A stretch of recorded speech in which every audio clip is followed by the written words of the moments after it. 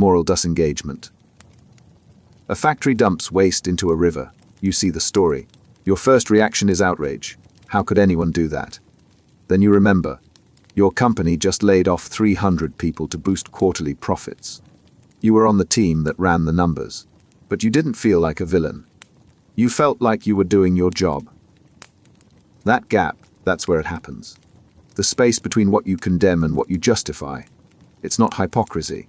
It's a system your mind runs automatically. People don't wake up deciding to cause harm.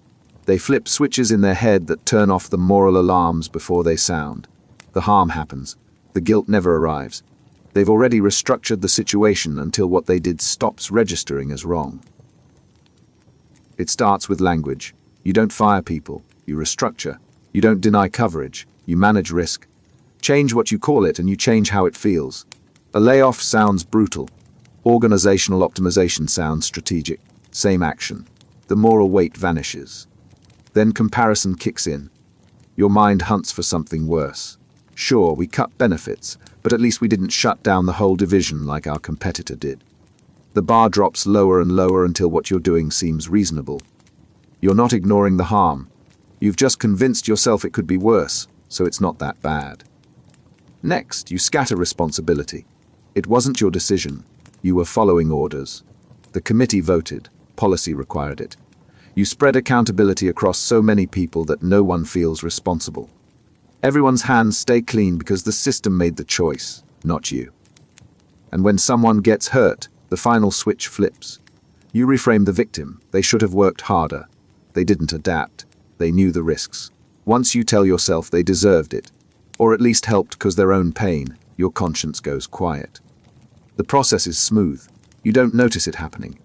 That's moral disengagement, not a dramatic shift. Just small mental adjustments that let you live with actions you'd condemn in others. You don't become someone different. You shift the lens until your behavior stops looking wrong. What makes it terrifying is how automatic it becomes. Flip those switches often enough, they stay flipped. The gap between your moral standards and your actual choices widens so slowly you never feel the distance. You still see yourself as good. The harm just becomes normal, part of how things work. Moral licensing. You're driving, someone cuts you off, your hand moves toward the horn. You're about to curse. Then you stop. Wait. You donated to charity last week. You're a good person. Good people don't lose it over small things. That pause, that permission you just gave yourself, that's moral licensing. Do something you consider virtuous, and your brain quietly writes you a pass to relax your standards somewhere else. One good deed becomes credit you didn't know you were spending. The pattern is simple. Act morally once. Feel less obligated to act morally the next time. It's not conscious. You don't think I was kind earlier, so now I can be cruel. It runs beneath awareness. Your brain logs the good act as proof of your character. That proof makes the next questionable choice feel less questionable. Studies show it everywhere. People who chose eco-friendly products were more likely to lie and cheat right after. The green choice signaled virtue. That signal became permission. People who publicly supported progressive causes showed more bias in hiring decisions immediately afterward. The moral display made them feel exempt from scrutiny. You see it constantly. Someone volunteers on the weekend, then dismisses a colleague's concern Monday with less patience than usual. Someone shares a post about equality, then justifies a harsh comment because they already proved they care. The first act was real. The compassion was genuine. But it created a buffer that made the next compromise easier. The danger lives in the loop. Each moral action doesn't stand alone. It becomes ammunition your mind uses to defend the next lapse. You recycle so the long shower doesn't sting as much. You apologized last time, so this time you can skip it. You supported a cause once, so your judgment now must be fair. The license keeps renewing every time you point to something good you did. And here's what locks it in. Moral licensing doesn't feel like contradiction. It feels like balance. You're not being inconsistent. You're being human, complex, flawed but fundamentally decent. The justification runs so smooth it never trips your doubt. You stay convinced of your integrity even as your actions drift further from the standards you claim. The crueler twist: the more you care about appearing moral, the more vulnerable you become. People most concerned with their moral image cash in those credits hardest without realizing it. Signaling virtue creates the exact blind spot that lets you ignore the smaller cruelties that follow. You're not lying to anyone else, you're lying to yourself, and the permission slip has your signature on it. Moral dumbfounding. Someone asks you a question. Brother and sister, both adults, decide to sleep together once. They use protection. No one gets hurt. No one ever finds out. Is it wrong? You answer immediately. Yes, absolutely wrong. They ask why. You start to explain because it could lead to, but they used protection. Okay, but society, except no one knows. You're searching for a reason. Your mouth is moving, but nothing solid comes out. You know it's wrong. You just can't say why. That feeling, that's moral dumbfounding. Your gut screams one thing. Your logic can't back it up. You're certain of your judgment. But when pressed to explain it, the words dissolve. The conviction stays. The reasoning vanishes. It happens because moral judgments don't start in the rational part of your brain. They start in the emotional part. You feel disgust, anger, wrongness. That feeling arrives first, fast, automatic. Then your conscious mind scrambles to build a case after the fact. But sometimes there is no case, just the feeling. And when someone strips away your justifications one by one, you're left holding nothing but the certainty that you're right. You see it everywhere. Someone says they oppose a policy. You ask why. They throw out a reason. You counter it. They switch to another reason. You counter that too. Eventually they get frustrated. Look, I just think it's wrong, okay? The position never moved. The reasons kept changing. What they felt stayed fixed. What they could defend kept collapsing. It's not stupidity, it's how morality works. Your brain generates the judgment in milliseconds. Incest feels wrong. Eating your dead pet feels wrong. Harm doesn't matter.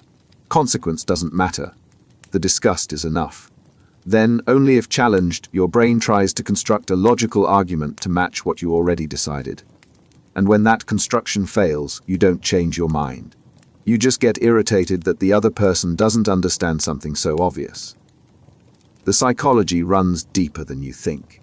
Studies show people can hold firm moral beliefs, even when every reason they give gets systematically dismantled. They'll invent new justifications on the spot.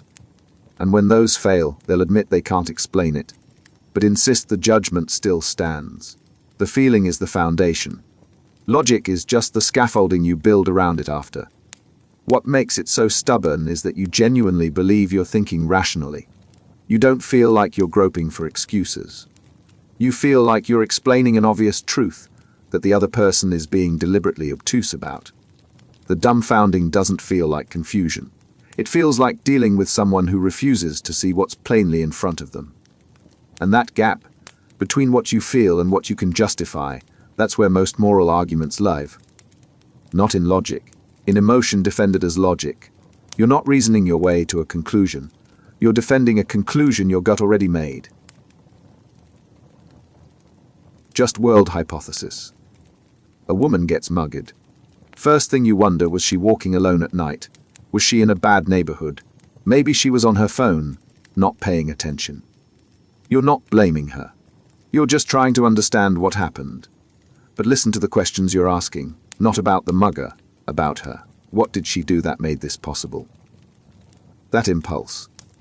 That need to find a reason she contributed to her own harm, that's the just world hypothesis. It's the belief buried deep that the world is fundamentally fair. Good things happen to good people. Bad things happen to people who somehow earned them. If something terrible happened to someone, there must be a reason. They must have done something. It's not cruelty. It's self-protection. Because if bad things happen randomly, that means they could happen to you. No warning. No control. But if you can find a way the victim caused it, even partially, then you're safe. You just won't make that mistake. You won't walk alone. You won't wear that. You won't trust the wrong person. You've identified the variable and you can control it. So your brain scans for fault. Someone loses their job. Well, they probably weren't performing. Someone gets sick. They should have taken better care of themselves. Someone's marriage falls apart. There must have been warning signs they ignored.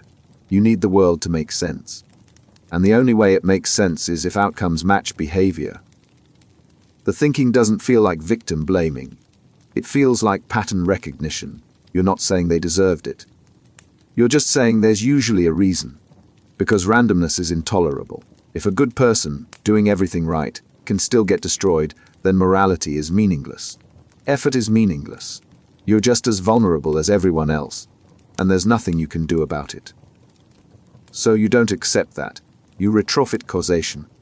Maybe they were reckless. Maybe they ignored red flags. Maybe they brought it on themselves in ways they're not admitting.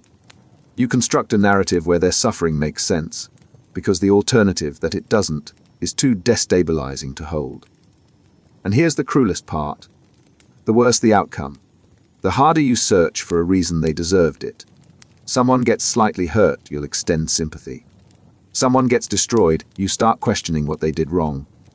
Because the bigger the injustice, the more desperately you need to believe the world is still fair. Your brain can't process the idea that something that catastrophic happened to someone who did nothing to earn it. This is why people blame rape victims for what they were. Why they blame the poor for being lazy. Why they assume anyone suffering must have made bad choices. Not because they're heartless. Because they're terrified. If it can happen to someone who didn't deserve it, it can happen to them. But if every victim secretly earned their fate, they're safe. Just don't make those mistakes. The world isn't fair, but believing it is lets you sleep at night. So you keep finding reasons people brought it on themselves. And every time you do, you protect your sense of control and abandon someone who needed you to see the truth. The world is random, no one is safe, and sometimes terrible things happen for no reason at all. Moral panic. A few kids get caught vaping at school. Local news picks it up. Parents start talking. One mother shares the story online. Another parent comments, "This is everywhere now." Someone else shares an article about vaping-related illness. Someone screenshots a TikTok about teens getting hospitalized. Within a week, it's not a few kids anymore. It's an epidemic, a crisis. Suddenly every adult is convinced an entire generation is at risk. That escalation from isolated incident to society-wide threat, that's moral panic. Something small happens. Fear amplifies it. The fear spreads faster than the facts. And once enough people believe the threat is real, it becomes real in its consequences. Not because the danger grew, because the reaction did. It follows a pattern. First, an incident. Could be anything, a crime, a new trend, a cultural shift. Second, media coverage. The incident gets framed as a symptom of something larger, something dangerous. Third, concern spreads. People who weren't affected start treating it like it's everywhere. Fourth, authority figures step in. Schools crack down. Laws get proposed. Moral guardians declare war on the threat. But here's what actually happened. A few cases became a story became a narrative became a movement. The original problem didn't grow. The attention did. And the attention created consequences far larger than the problem ever was. You see it repeat. In the 80s, it was Dungeons and Dragons corrupting children into Satanism. In the 90s, violent video games turning kids into killers. Every generation finds a new threat, blows it into a catastrophe, mobilizes against it, then moves on when the next panic arrives. The substance changes. The structure stays the same. What drives it isn't logic, it's fear looking for a target. People feel anxious about the world, about their loss of control, about changes they don't understand. Then something specific appears. A concrete thing they can point to and say, "This is the problem. This is what's corrupting our kids, destroying our values, threatening everything we care about." It doesn't matter if the threat is real. It matters that it's nameable. And once the panic takes hold, contradicting it becomes impossible. Show people data that the threat is exaggerated. They'll say you're part of the problem. Show them the original incident was rare. They'll say you're ignoring the real danger. The panic isn't fueled by evidence. It's fueled by emotion. And emotion doesn't care about facts. It cares about feeling like something is being done. The damage isn't in the original fear. It's in the overcorrection. Innocent people get targeted. Entire communities get stigmatized. Laws get passed that do more harm than the threat ever could. Because moral panic doesn't ask whether the response is proportional. It asks whether you're on the right side. And if you're not panicking, you're complicit. What makes it so persistent is how good it feels. Fighting a moral threat gives people purpose. It unites them. It makes them feel like they're protecting something precious. Even if the threat was never real, the sense of righteousness is. So they keep searching for the next thing to panic about. Because the alternative, accepting that the world is complex and most threats are manageable, doesn't give them an enemy. And people need enemies. It's easier than facing the formless anxiety underneath. Dehumanization.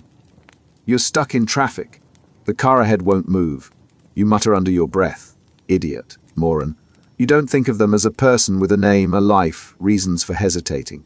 You think of them as an obstacle, something in your way. That shift, that's dehumanization. Someone stops being a person and becomes a category, a thing.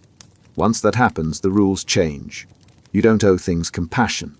You don't consider a thing's perspective. You just deal with it, dismiss it, or remove it. It's not always violent. Most of the time it's casual. The homeless guy on the corner stops being someone with a story. He's just part of the scenery. The customer service rep on the phone stops being a person trying to help. They're just a voice reciting policy. The delivery driver, the janitor, the person who made your coffee. You don't see them. You see the function they serve. They're there to do something for you, and once that's done, they vanish. But strip away enough humanity, and worse becomes possible. If someone isn't really a person, then hurting them doesn't count the same way. You can justify things you'd never do to someone you saw as fully human. The reasoning shifts. They're not like us. They don't feel the same way. They're different enough that normal moral rules don't fully apply. History shows the pattern. Every atrocity starts here. You don't kill people. You kill vermin, animals, threats. The language changes first, then the treatment follows. Dehumanization doesn't announce itself. It creeps in through metaphors, through casual dismissals, through the slow process of training yourself not to see someone as fully real. You see it in politics. The other side isn't people with different views. They're a threat to everything decent, dangerous, irrational, not worth engaging with. You see it in social structures. The poor aren't struggling. They're lazy. The incarcerated aren't suffering. They're criminals. Once you reduce someone to a label, you stop seeing the person underneath. And once you stop seeing the person, you stop caring what happens to them. The psychology makes it easy. Your brain already categorizes to save energy.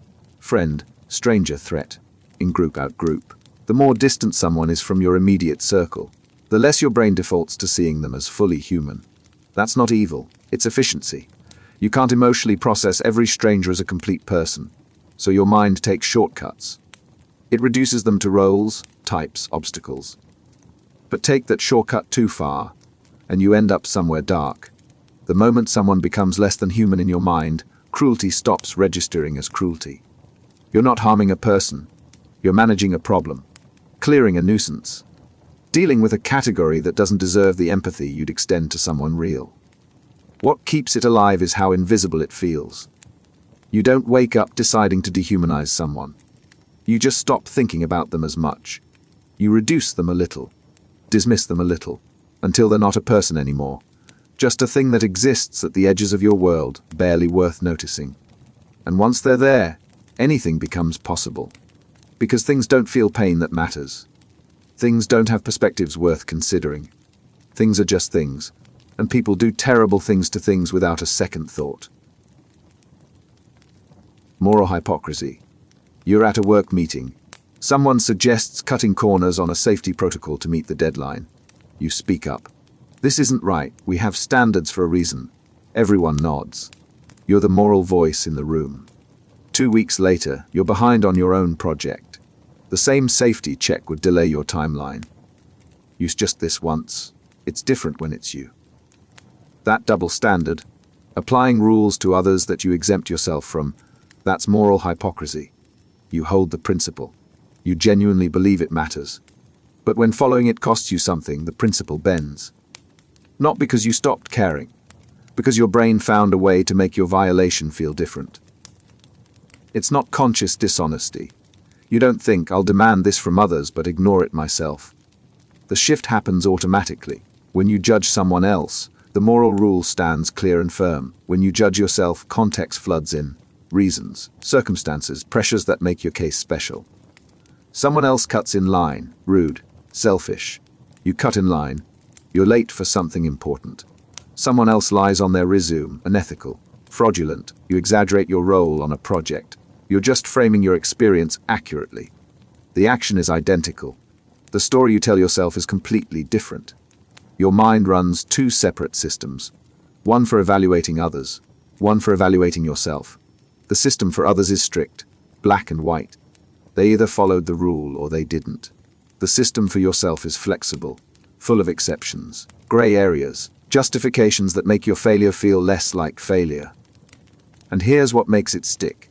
You genuinely don't see the contradiction.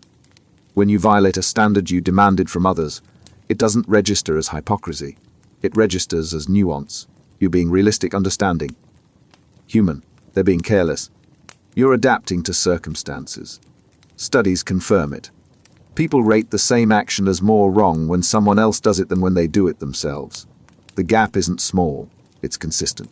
Your brain protects your self-image by rewriting the rules in real time. What's inexcusable in others becomes understandable in you. The cruelest part is how it reinforces itself. Every time you excuse your own violation while condemning someone else's, you train your brain that you're the exception.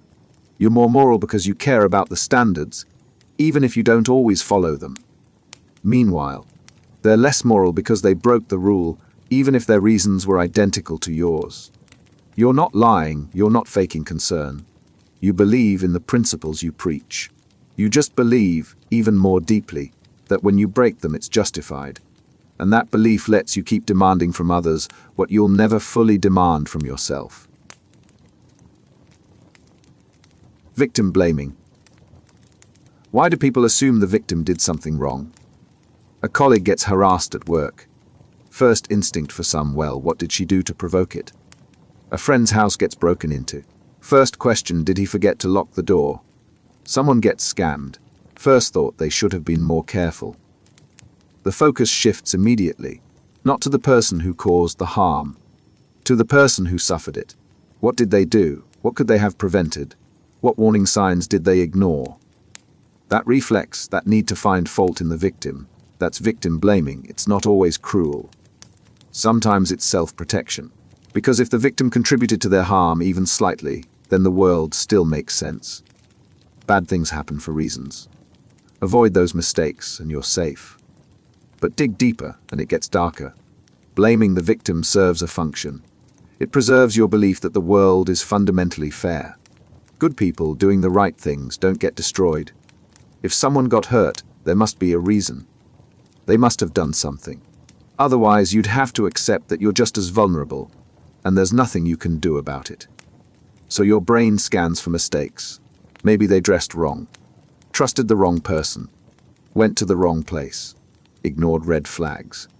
Anything that lets you construct a story where their choices caused their suffering. Because the alternative, that it was random, that it could happen to anyone doing everything right, is too terrifying to accept. The worse the harm, the harder you search. Minor injury, you might sympathize. Catastrophic loss, you start questioning. What were they thinking? How did they not see it coming? The severity forces you to find blame. Because if something that terrible can happen to someone who did nothing wrong, then morality is meaningless. Caution is meaningless, you're helpless. So you retrofit causation. You find the flaw in their judgment. The decision they shouldn't have made. The risk they shouldn't have taken. You're not being heartless. You're protecting yourself from the unbearable randomness of a world where good people suffer for no reason. And here's the trap. The more you blame victims, the more you insulate yourself from empathy. Because once you've decided they brought it on themselves, you don't have to feel their pain. You've separated them from you. They made bad choices. You won't. They're different. You're safe. But the world doesn't work that way. Bad things happen to people who did everything right. Predators don't wait for mistakes. Accidents don't check if you were careful. And every time you search for what the victim did wrong, you're choosing comfort over truth.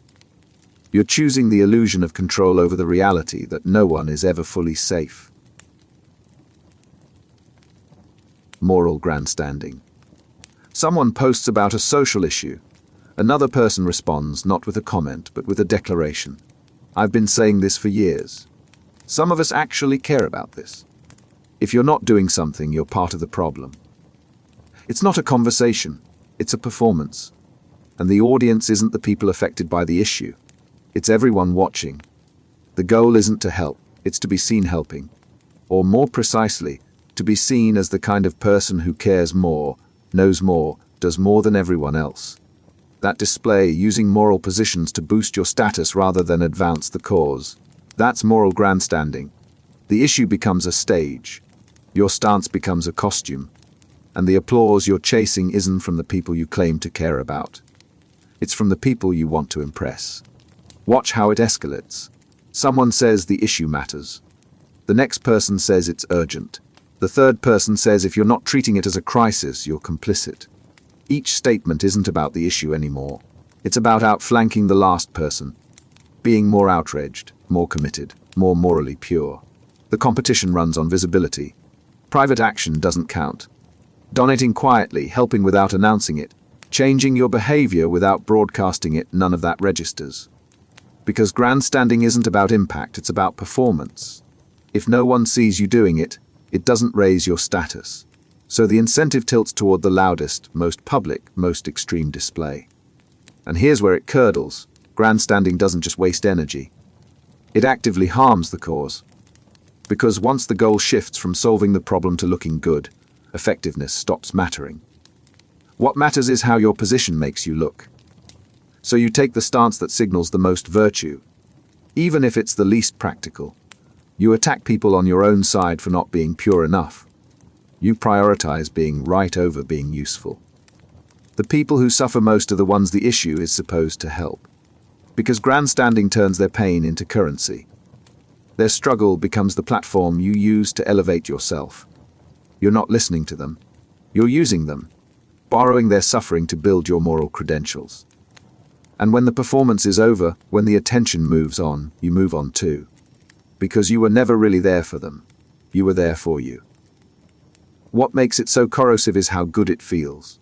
Taking a public stand gives you purpose, righteousness, belonging. You're on the right side. You're better than the people who don't care as much. And that feeling, that sense of superiority becomes addictive. So you keep performing, keep escalating, keep using moral issues as props in a status game you tell yourself is activism. The issue doesn't get solved, but you feel like a better person.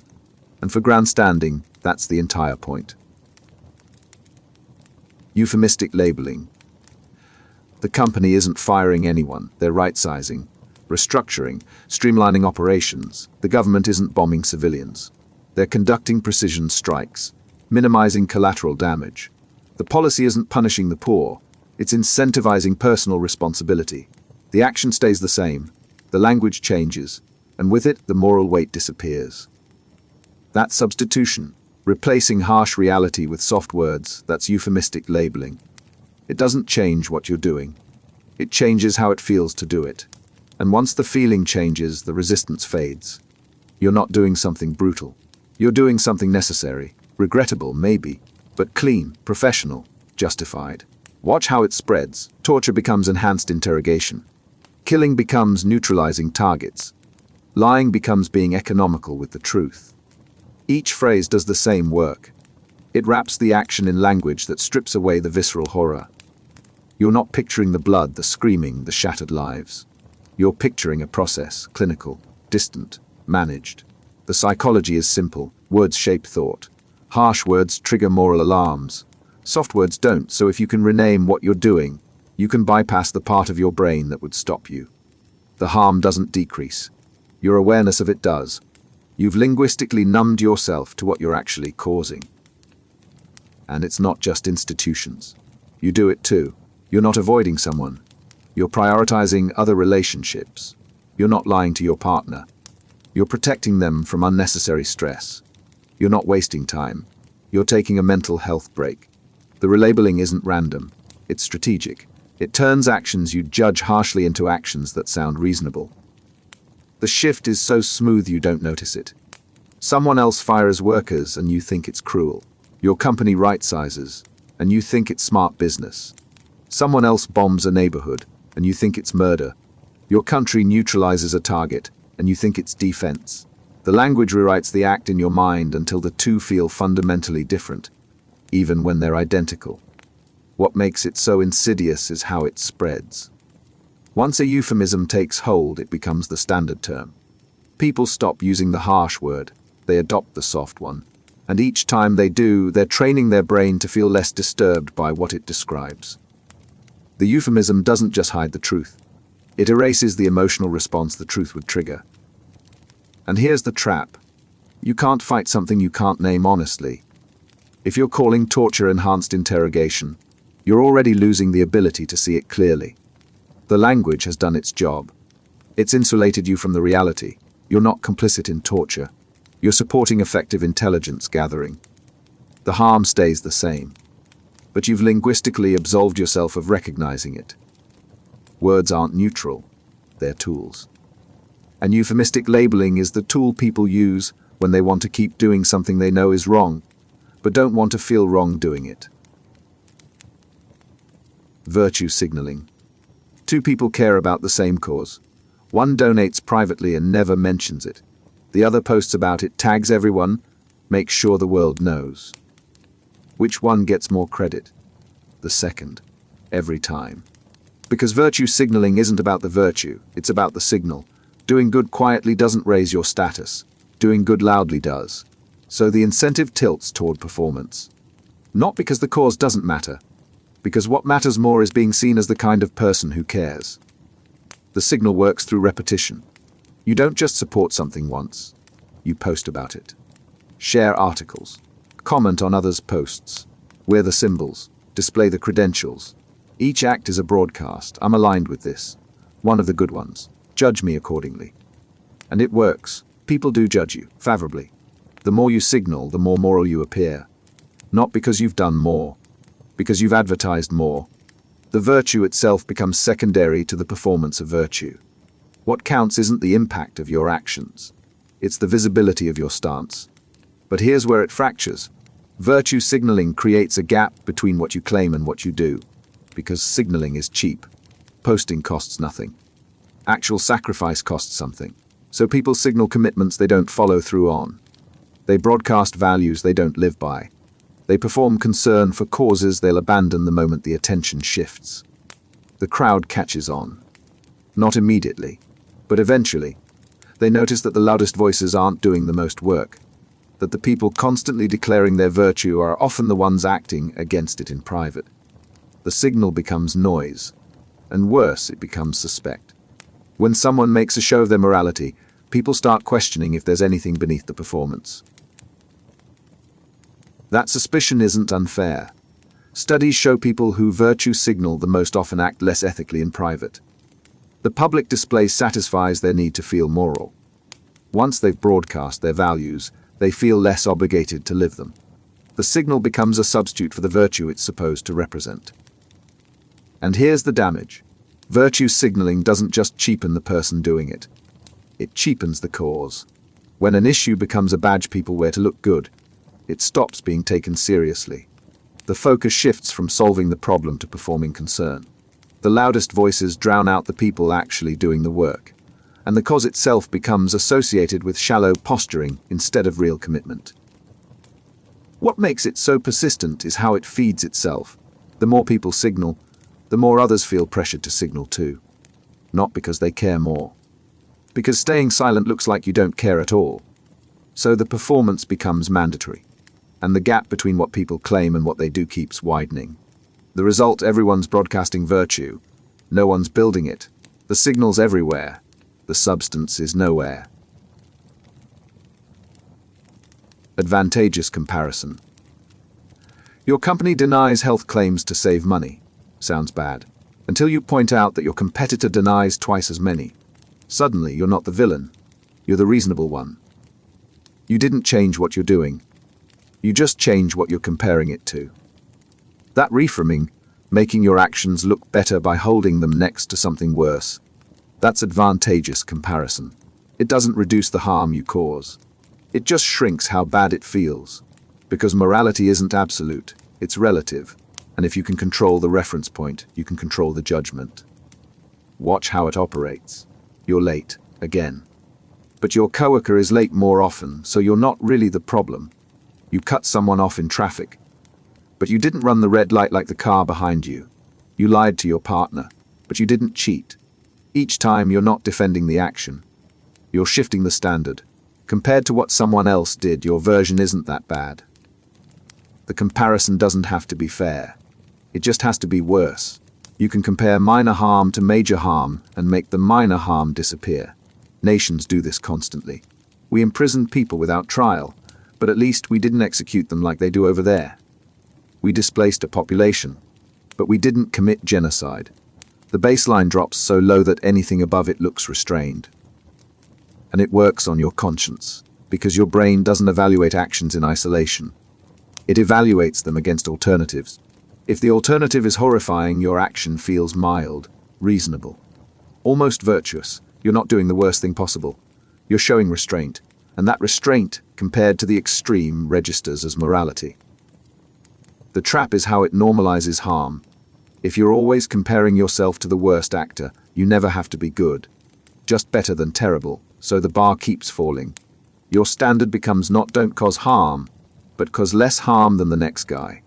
And as long as someone's doing worse, you're in the clear. This is how industries race to the bottom, how governments justify atrocities, how individuals excuse cruelty. They're not asking, is this right? They're asking, is this worse than what someone else did? And as long as the answer is no, they sleep fine. What makes it so corrosive is that it's technically true. You are better than the worse option. You did show more restraint than the extreme. But that doesn't make what you did okay. It just makes it less catastrophic. And every time you frame it that way, you're lowering the ceiling of what you're willing to accept from yourself. The question isn't whether you're worse than the worst. It's whether you're doing harm. An advantageous comparison trains your brain to stop asking that question. You're too busy congratulating yourself for not being as bad as you could have been. Moral credential effect.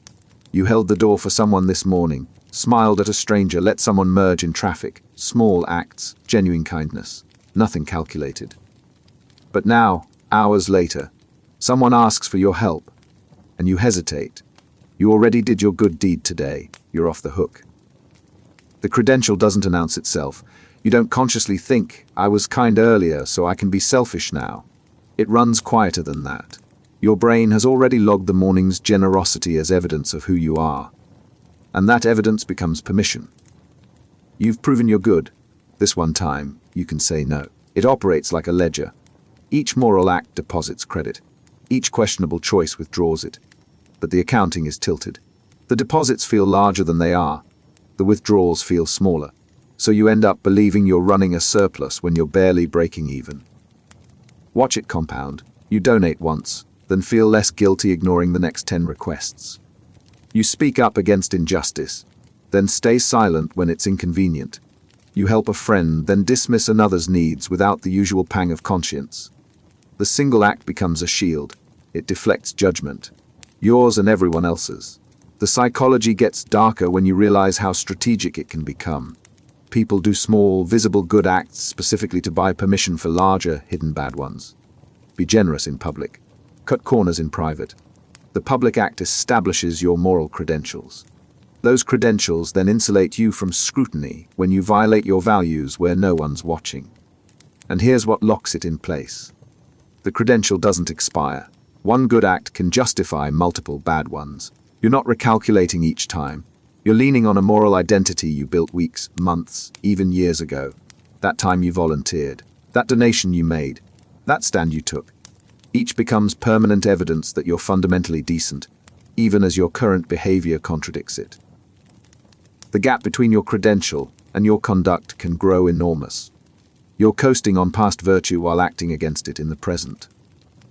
But because the credential lives in your self-image, it blinds you to the contradiction. You're not becoming a worse person. You're just someone good who occasionally makes exceptions. The credential says so. Diffusion of responsibility. 5 people stand around a car crash. No one calls for help. Each person assumes someone else will. Someone else is better positioned. Someone else saw it first. Someone else is already handling it. No one handles it. When responsibility spreads across a group, it doesn't multiply. It dissolves. Each person's sense of obligation shrinks in proportion to how many others are present. The more people around, the less any single person feels compelled to act. It's not apathy. It's a quiet psychological escape. If everyone's responsible, then no one is. You see the mechanism everywhere. A meeting ends with a decision. No one's assigned to execute it. Weeks pass. Nothing happens. Everyone assumed someone would take the lead. No one did. The task falls through the gap between collective responsibility and individual action. The same thing happens with harm. A policy hurts people. But the policy was created by a committee, approved by a board, implemented by a department. Who's responsible? Everyone involved can point to someone else. The harm is real. The accountability is phantom. It's distributed so widely that it vanishes. This is how atrocities scale. One person torturing another carries moral weight impossible to ignore. But when the torture is bureaucratized, when it's broken into tasks spread across dozens of people, each individual's role feels minor. You're not torturing anyone. You're just processing paperwork, transporting them, following protocol. Someone else makes the decisions. Someone else does the actual harm. You're just a cog. And cogs don't bear moral responsibility. The diffusion intensifies with distance. The further you are from the outcome, the less responsible you feel. The executive who signs off on mass layoffs never meets the families it destroys. The drone operator who launches the strike never sees the bodies. The investor who funds the unethical company never encounters the people it exploits. Each person's role is real. Their sense of responsibility is abstract, diffused to the point of non-existence. What makes it so persistent is how collaboration itself enables it. Working in groups is necessary, but every group becomes a mechanism for diluting guilt. You didn't decide alone. You didn't act alone. So when things go wrong, the blame scatters. And scattered blame is no blame at all. The result is a world full of harm that no one feels responsible for. Decisions made by committees. Policies executed by systems. Atrocities carried out by structures where every individual can claim they were just following orders, just doing their job, just one small part of something larger. The responsibility diffuses until it disappears, and the harm continues, perpetrated by everyone and no one at once. Ethical fading. You're making a decision. The right choice is clear, but it costs you money, status, convenience, so your brain does something subtle. It shifts the frame. This isn't about ethics. It's about efficiency, practicality, business. You're not violating your values. You're being realistic. The moral dimension doesn't disappear. It just fades into the background until you're not looking at it anymore. That fade, that's ethical fading. The moral weight of a decision gets pushed out of your conscious awareness. Not because you're ignoring it, because your mind has reframed the entire situation so the ethics stop being relevant. You've turned a moral question into a technical one. And technical questions don't trigger guilt. Watch how it operates. A company decides to cut safety measures. They don't frame it as we're endangering workers. They frame it as we're optimizing costs. The decision is identical, but the language strips away the moral dimension. You're not thinking about the person who might get hurt. You're thinking about the budget. The ethics haven't changed. Your attention has. This happens in your personal life too. You're about to lie to someone. But you don't think of it as lying, you think of it as managing the situation, protecting them from unnecessary stress, keeping things smooth. The reframe lets you make the choice without activating your moral discomfort. The ethics are still there. You've just obscured them with language that makes them invisible. Crack. What makes ethical fading so effective is how automatic it becomes. You don't decide to ignore the moral dimension. You just start thinking in frameworks that don't include it. Profit and loss. Risk and reward, efficiency and waste. Each framework is legitimate, but each one pushes ethics to the periphery. And once ethics fade from your immediate awareness, they stop influencing your decision. The danger multiplies in institutions. Organizations run on metrics, revenue, productivity, growth. Those metrics focus attention. And whatever you're measuring becomes what matters. If you're not measuring the ethical impact, it fades. People stop considering it. Not because they don't care, because the systems they work within have made it irrelevant to the decision at hand. And here's the trap. Ethical fading doesn't feel like moral compromise. It feels like clear thinking. You're cutting through the noise, focusing on what's practical, making the hard choices. You're not abandoning your values, you're just prioritizing what works. The ethics haven't disappeared. They've just been moved out of frame. And what's out of frame doesn't shape your behavior. The result, you can violate your deepest values while still believing you're a moral person. Because you never looked directly at the moral dimension of what you were doing. It faded. And once it's gone, you're free to act as if it never mattered. Displacement of responsibility. Orders come from above. Your job is to execute them. You don't decide, you don't question, you follow through. When the outcome is harmful, you don't feel responsible. Someone else made the call. You just did what you were told. That transfer, handing off moral accountability to whoever gave the order, that's displacement of responsibility. You're the one who acted. But in your mind, the responsibility belongs somewhere else, up the chain. To the person who decided, you're just the instrument, and instruments don't bear guilt. The psychology is clean. If you didn't choose the action, you're not responsible for the consequences. Your role was mechanical, obedient. You were following instructions. That makes the person who gave the instructions responsible, not you. Even if your hands did the harm, your conscience stays clear. You displaced the weight to someone else. You see it everywhere. The employee who implements a policy they know is unjust. The soldier who follows an order they know is wrong. The bureaucrat who processes a decision they know will hurt people. Each tells themselves the same thing. I'm not the one who decided this. I'm just doing my job. Someone above me is responsible. I'm off the hook, and the structure reinforces it. Hierarchies are built to separate decision from execution. The person who decides rarely executes. The person who executes rarely decides. That separation creates a gap where responsibility falls through.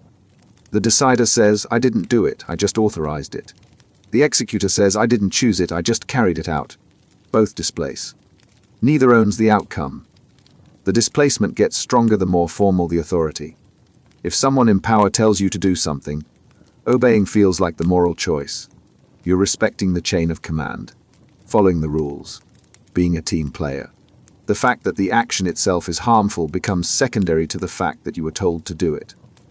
Authority transforms obedience into virtue, even when obedience produces harm. What makes it so dangerous is how it scales. Atrocities don't happen because millions of people decide independently to commit them. They happen because millions of people follow orders. Each person displaces responsibility upward, and the people at the top displace it to necessity, to policy, to forces beyond their control. The chain of displacement stretches so long that no one ends up holding the weight. Everyone's just following orders. No one's accountable. And here's the cruelest part. Displacement doesn't just excuse the harm, it enables more of it. Because when responsibility can be transferred, people will do things they'd never do if they had to own the consequences. The displaced conscience is a freed conscience. And freed from moral weight, people become capable of tremendous cruelty, as long as someone else tells them it's necessary. You're not absolved because you followed orders. You're just convinced you are, and that conviction lets you keep following them. Bounded ethicality. You consider yourself honest, trustworthy, fair, and in most situations you are. You don't lie to friends. You don't cheat on tests. You keep your promises. But put you in a competitive environment and something shifts. Suddenly, bending the truth feels strategic.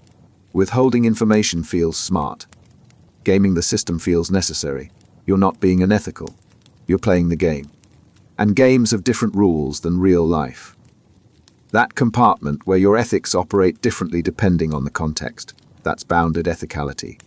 Your moral standards don't disappear. They just shrink to fit the frame you're in.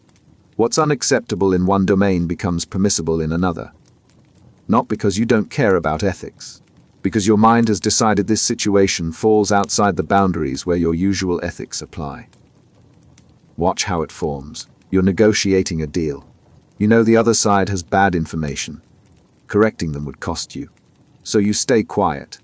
In your personal life, you'd call that lying by omission. Here, you call it leverage. The boundary between the two contexts lets you hold both positions without contradiction. You're ethical in your relationships. You're competitive in business. The fact that both involve deception doesn't register because they're in different boxes. The boundaries aren't random. They form around whatever lets you do what you want while protecting your self-image. If admitting something is unethical would stop you from doing it, your mind draws a boundary that keeps it out of your ethical frame. This isn't a moral question. It's business. It's politics. It's just how things work here. The boundary doesn't change the action. It changes whether your ethics get activated when you consider it. This is why good people do terrible things in specific contexts. They're not abandoning their values. They're operating in a domain where those values don't apply. A doctor who'd never harm someone in their personal life administers treatments they know are unnecessary because the healthcare system rewards it. A lawyer who values honesty personally argues positions they know are false because that's advocacy. The person doesn't change. The boundary does. What makes it so insidious is how invisible the boundaries are. You don't consciously think, my ethics don't apply here. You just stop thinking ethically. The frame you're in, work, politics, competition, has its own logic. That logic overrides your moral reasoning without you noticing the shift. You're still the same person. You're just in a context where being that person means something different. And the boundaries spread. Once you've decided that ethics are situational, more and more situations get carved out. This job requires flexibility. This relationship needs pragmatism. This goal demands compromise. Each exception creates a new bounded space where your values take a back seat. And the more spaces you create, the smaller the domain where your ethics actually govern your behavior. You end up living in fragments, ethical here, unethical there. Each context with its own rules. You never see the contradiction because the boundaries keep them separate. And as long as they're separate, you can maintain the belief that you're fundamentally a good person, even as large portions of your life operate outside the ethics that define you. Attribution of blame. The project failed. Someone has to be at fault. If you're on the team, your mind starts sorting. Who missed the deadline? Who made the bad call? Who didn't warn us this would happen? You're scanning for the person whose mistake explains everything. Because if you can locate the failure in someone else, you're safe. That search, that need to pin the outcome on a specific person, that's attribution of blame. It's not about understanding what went wrong. It's about assigning it, finding the responsible party. And once you've found them, you're done. The problem has a face. The rest of you are off the hook. But notice what you're not asking. What systems made the mistake likely? What pressures pushed someone toward that choice? What decisions upstream set this in motion? Those questions diffuse blame. They make everyone a little bit responsible. And you don't want that. You want one person. A clean target. Someone you can point to and say, this was them, not me. The attribution isn't fair. It's functional. You're not looking for the root cause. You're looking for the most convenient explanation. And the most convenient explanation is usually the person with the least power to defend themselves. The junior employee who executed the plan. The contractor who followed instructions. The person who was in the room when it went wrong, even if they weren't the one who decided it should happen. They become the scapegoat. Not because they're the most responsible, because blaming them protects everyone else. This is how institutions avoid accountability. When something catastrophic happens, they find a low-level actor to blame, a rogue employee, a bad apple, someone who violated policy. The system stays intact. The structure goes unquestioned. Because you've located the failure in an individual, you don't have to examine the conditions that produced them. And here's what makes it cruel. The person you blame is usually doing exactly what everyone else would have done in their position. They made the mistake that the system was designed to produce. But attributing the failure to them lets everyone pretend the system is fine. It was just this one person, this one flaw. Fix that, and the problem goes away. It doesn't go away, because the problem was never just the person. It was the incentives, the pressures, the structures that made the mistake inevitable. But examining those means implicating everyone, and everyone includes you, so you stop at the individual. You assign blame. You move on. And the same conditions that caused this failure stay in place, ready to produce the next one. What makes attribution so automatic is how much you need it. Because if you can't pin the failure on someone specific, you're left with complexity, ambiguity, shared responsibility. And shared responsibility feels like no responsibility. It's intolerable. You need a target, someone to be angry at, someone whose removal will make you feel like the problem is solved. So you find them, you blame them, and the system that created them stays exactly where it is, waiting to create the next person to blame. Cognitive dissonance. You just bought an expensive car, more than you planned to spend, way more. But now that it's yours, you start finding reasons it was the right choice. Better safety features. Stronger resale value. You'll keep it longer, so the cost per year is actually lower. None of these reasons drove the purchase. You wanted it, you bought it. Now you're building the justification after the fact. What's happening isn't dishonesty. It's dissonance. Your actions and your beliefs are clashing. You believe you make rational decisions. You just made an irrational one. That gap creates discomfort. And your brain resolves it by rewriting the story until the discomfort disappears. The mechanism is automatic. When you do something that contradicts what you believe about yourself, your mind has two options.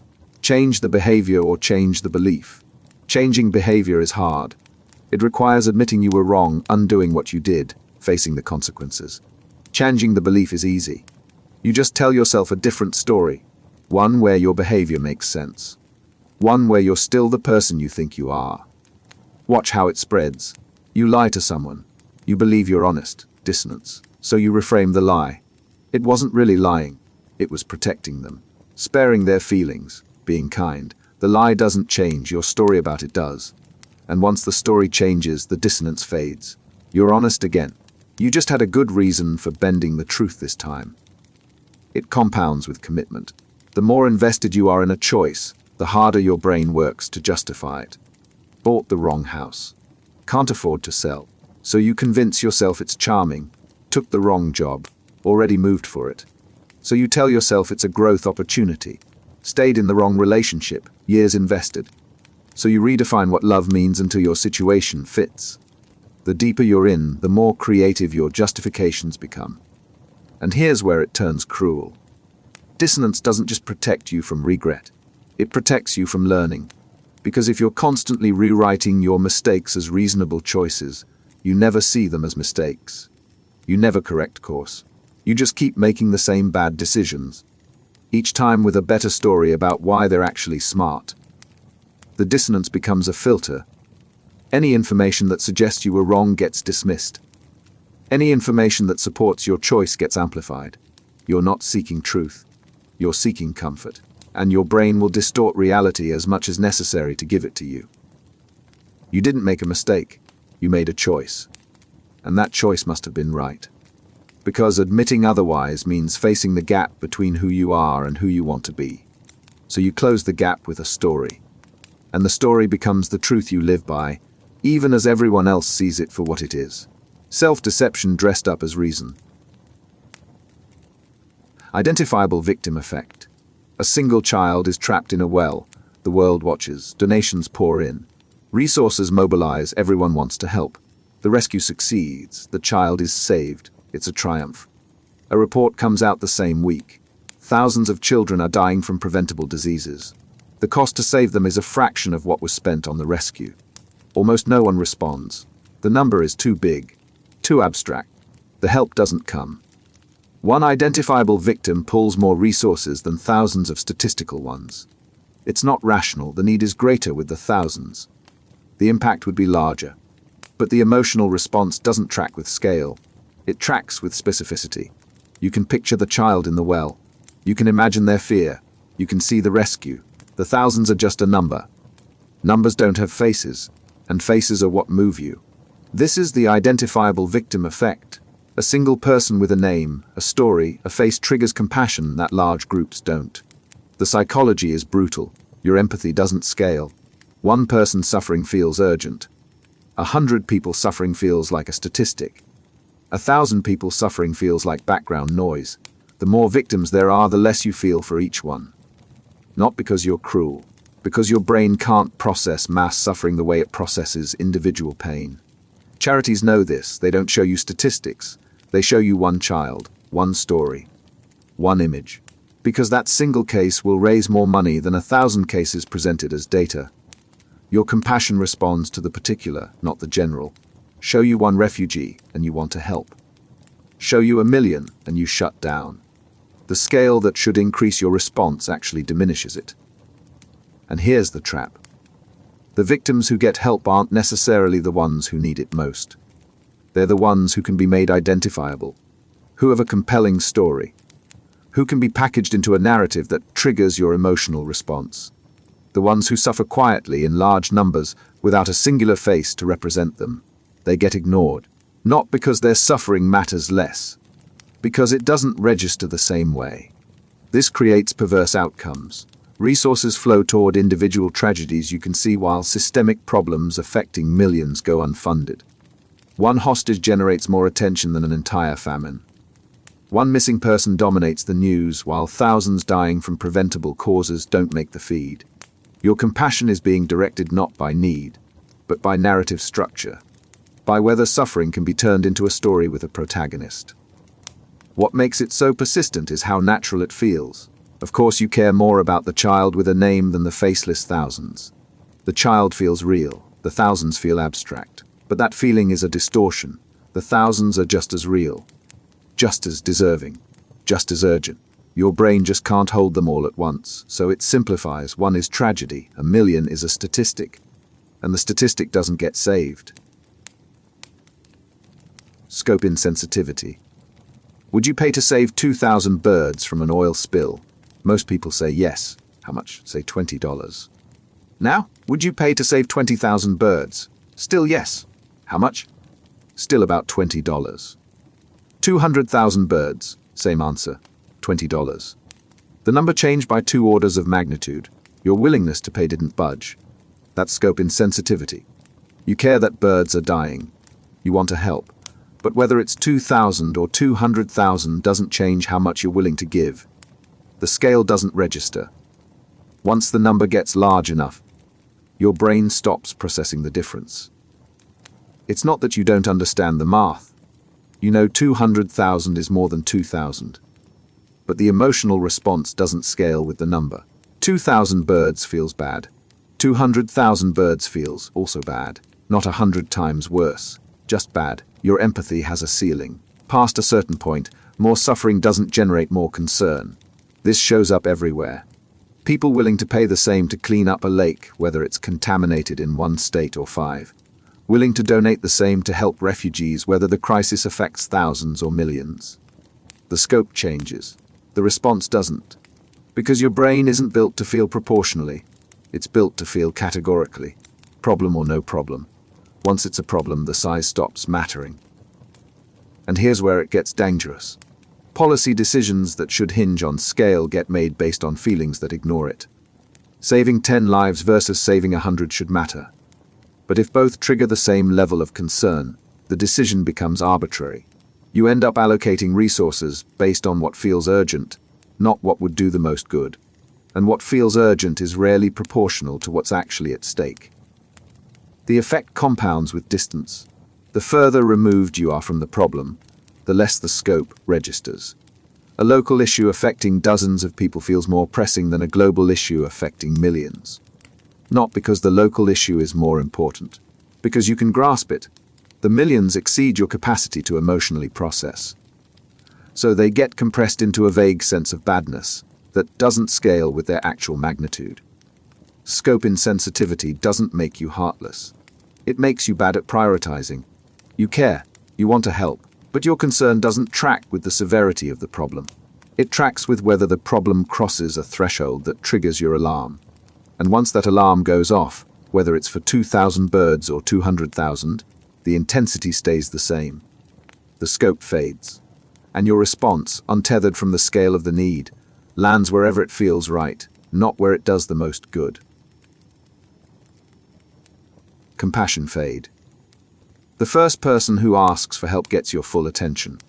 You listen, you care. You want to do something, you're moved. The second person asks, you still care.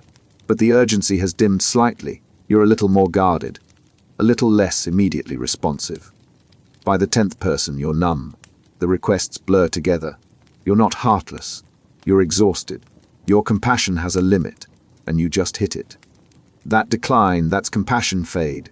Your capacity for empathy isn't infinite. Each additional person suffering doesn't add to your concern. It dilutes it. The more victims there are, the less intensely you feel for any one of them. Not because you've stopped caring, because your emotional resources have run out. The psychology is mechanical. Compassion requires effort, emotional engagement, mental space. You only have so much. When the need is singular, you can pour everything into it. When the need multiplies, you have to ration. And rationing compassion means each person gets less. The total suffering increases. Your total response decreases. The math doesn't work, but the limits of your brain do. This is why mass atrocities generate less outrage than individual crimes. One murder is a horror. A genocide is a headline. The scale should amplify your reaction. Instead, it numbs it. Your brain can't sustain the emotional intensity across thousands of victims. So it shuts down, protects itself, stops feeling as much. And the suffering, vast and undeniable, gets processed as something distant, tragic but abstract, something you acknowledge more than you feel. The fade accelerates with exposure.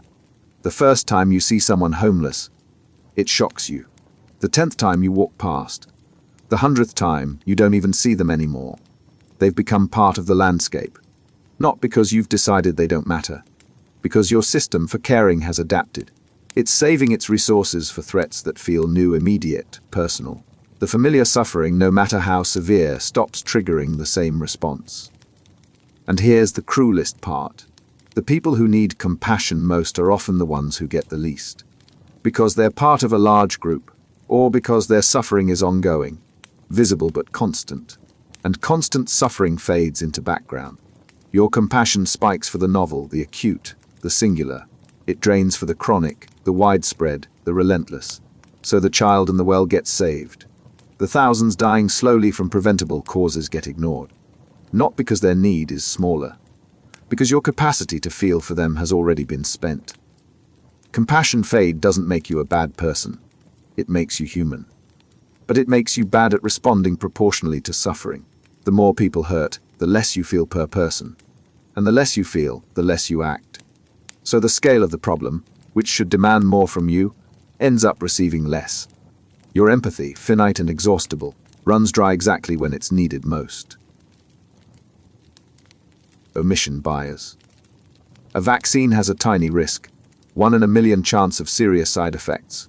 You can give it to your child and eliminate a disease that kills 1 in 10,000. Do nothing, and your child faces the higher risk from the disease. Give the vaccine and you introduce a smaller risk that wouldn't exist otherwise.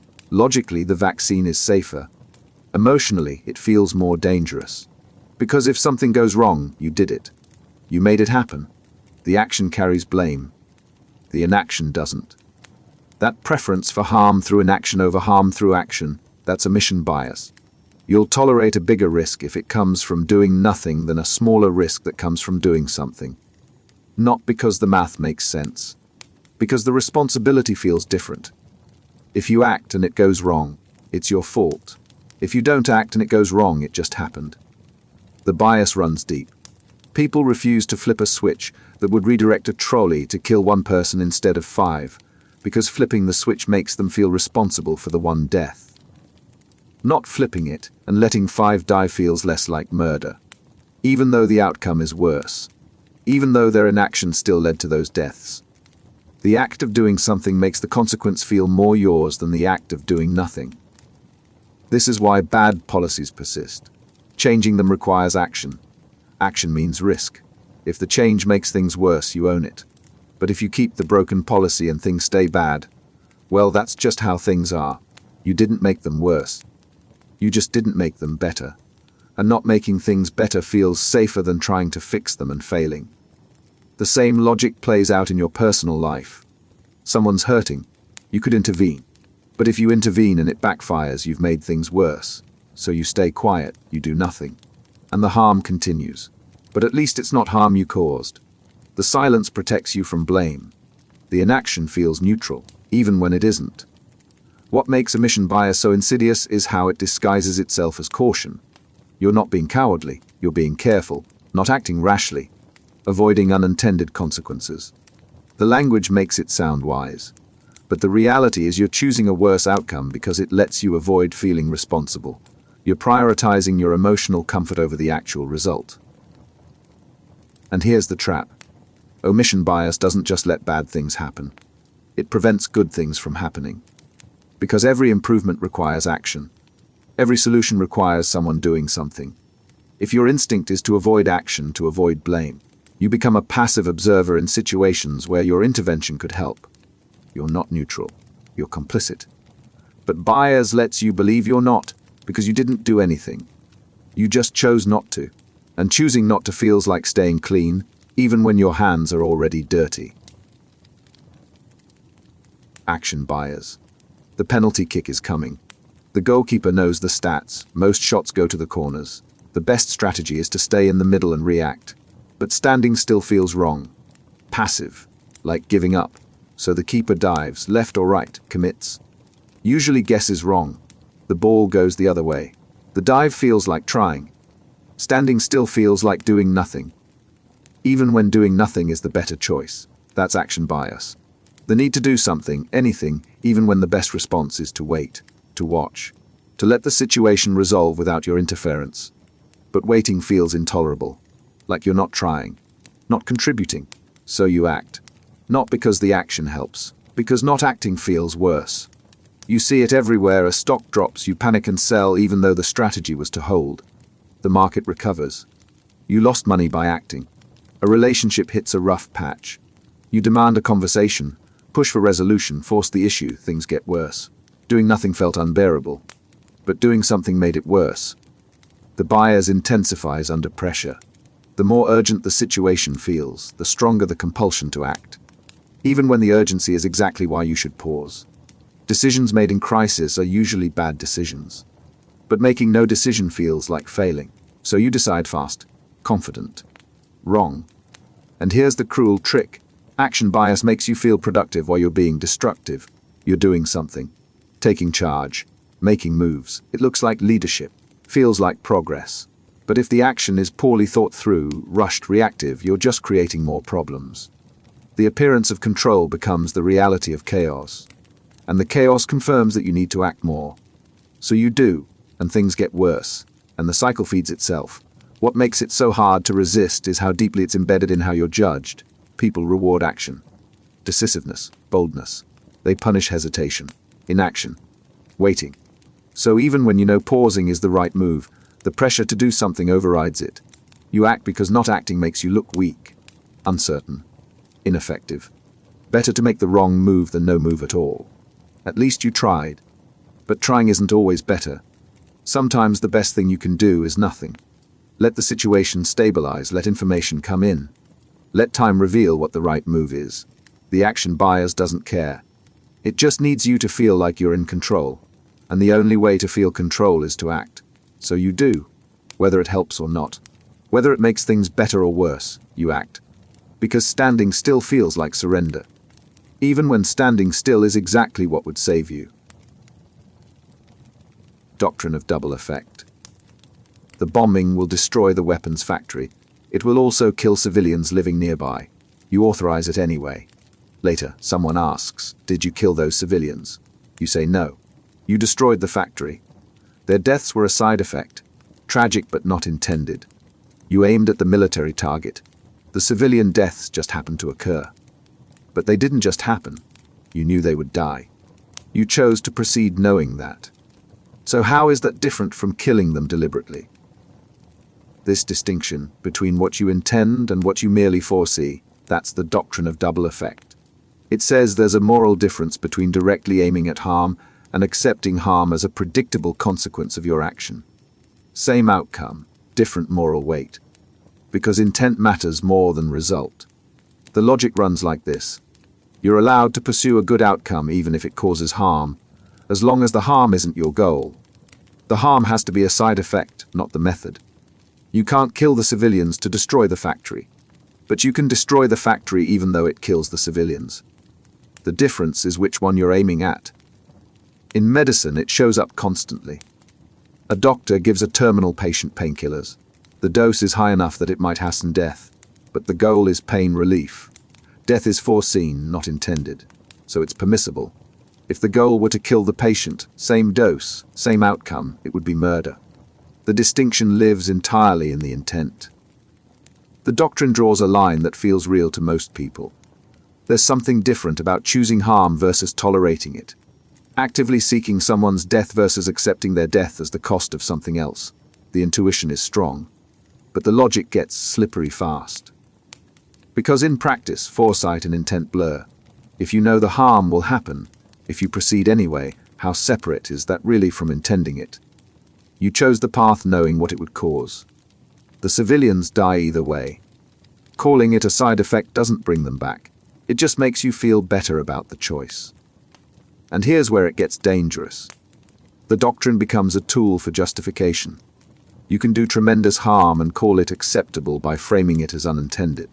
The outcome you actually want just happens to require destruction you claim not to want. But you keep choosing it, over and over. At some point, the distinction collapses. If you consistently choose actions that produce the same harm, your stated intent stops mattering. Your pattern reveals what you're actually aiming at. The doctrine tries to preserve moral clarity in impossible situations. Sometimes you face choices where every option causes harm, and maybe intent does matter. Maybe there's something different about reluctantly accepting bad outcomes versus pursuing them. But that difference only holds if the reluctance is real. If you're using foreseen versus intended as a permission slip to cause harm you'd otherwise avoid, you're not applying a moral principle. You're hiding behind one. Trolley problem. A runaway trolley is heading toward 5 people. You're standing at a switch. Pull it, and the trolley redirects to a different track where 1 person will die instead. Do nothing, and 5 die. Most people say pull the switch. Saving 5 by sacrificing 1 feels like the right call. The math is simple. More lives saved than lost. Same trolley, people. But this time you're on a bridge above the tracks. Next to you is a large man. If you push him off the bridge, his body will stop the trolley. 5 saved, 1 kill, same math, different action. Most people say don't push, even though the outcome is identical. 5 live, 1 dies. The difference isn't in the result, it's in how you achieve it. Flipping a switch feels indirect. Pushing someone feels like murder. Your hands do the killing. That makes it worse, even though the death count stays the same. This is the trolley problem. A thought experiment that reveals how tangled moral reasoning actually is. You don't just calculate outcomes, you calculate methods. You care about how the harm happens, not just whether it happens. Using someone as a tool to save others feels different from redirecting harm away from a larger group. The intuition is powerful, but it's hard to defend logically. What makes the problem so persistent is that neither answer feels fully right. Pull the switch, and you've decided 1 person's life is worth less than 5. Don't pull it, and you've let 5 people die when you could have saved them. Push the man, and you've used him as a tool. Don't push him, and you've valued your moral comfort over 5 lives. Every option leaves something broken. The thought experiment isn't about finding the right answer. It's about exposing the contradictions in how you think about right and wrong. You have competing moral instincts. Minimize harm. Don't use people as tools. Respect individual rights. Maximize good outcomes. Usually they align. In the trolley problem, they collide. And when they do, you realize your moral reasoning isn't as consistent as you thought. Real-world decisions mirror this constantly. Redirect resources from one project to save another. Someone loses either way. Approve a policy that helps the majority but harms a minority. The numbers favor it, but the minority didn't consent to being sacrificed. Fire 1 person to save 5 jobs. Utilitarian logic says do it. But you've made a person into a variable in equation. What the trolley problem shows is that morality isn't math. You can't just count lives and optimize.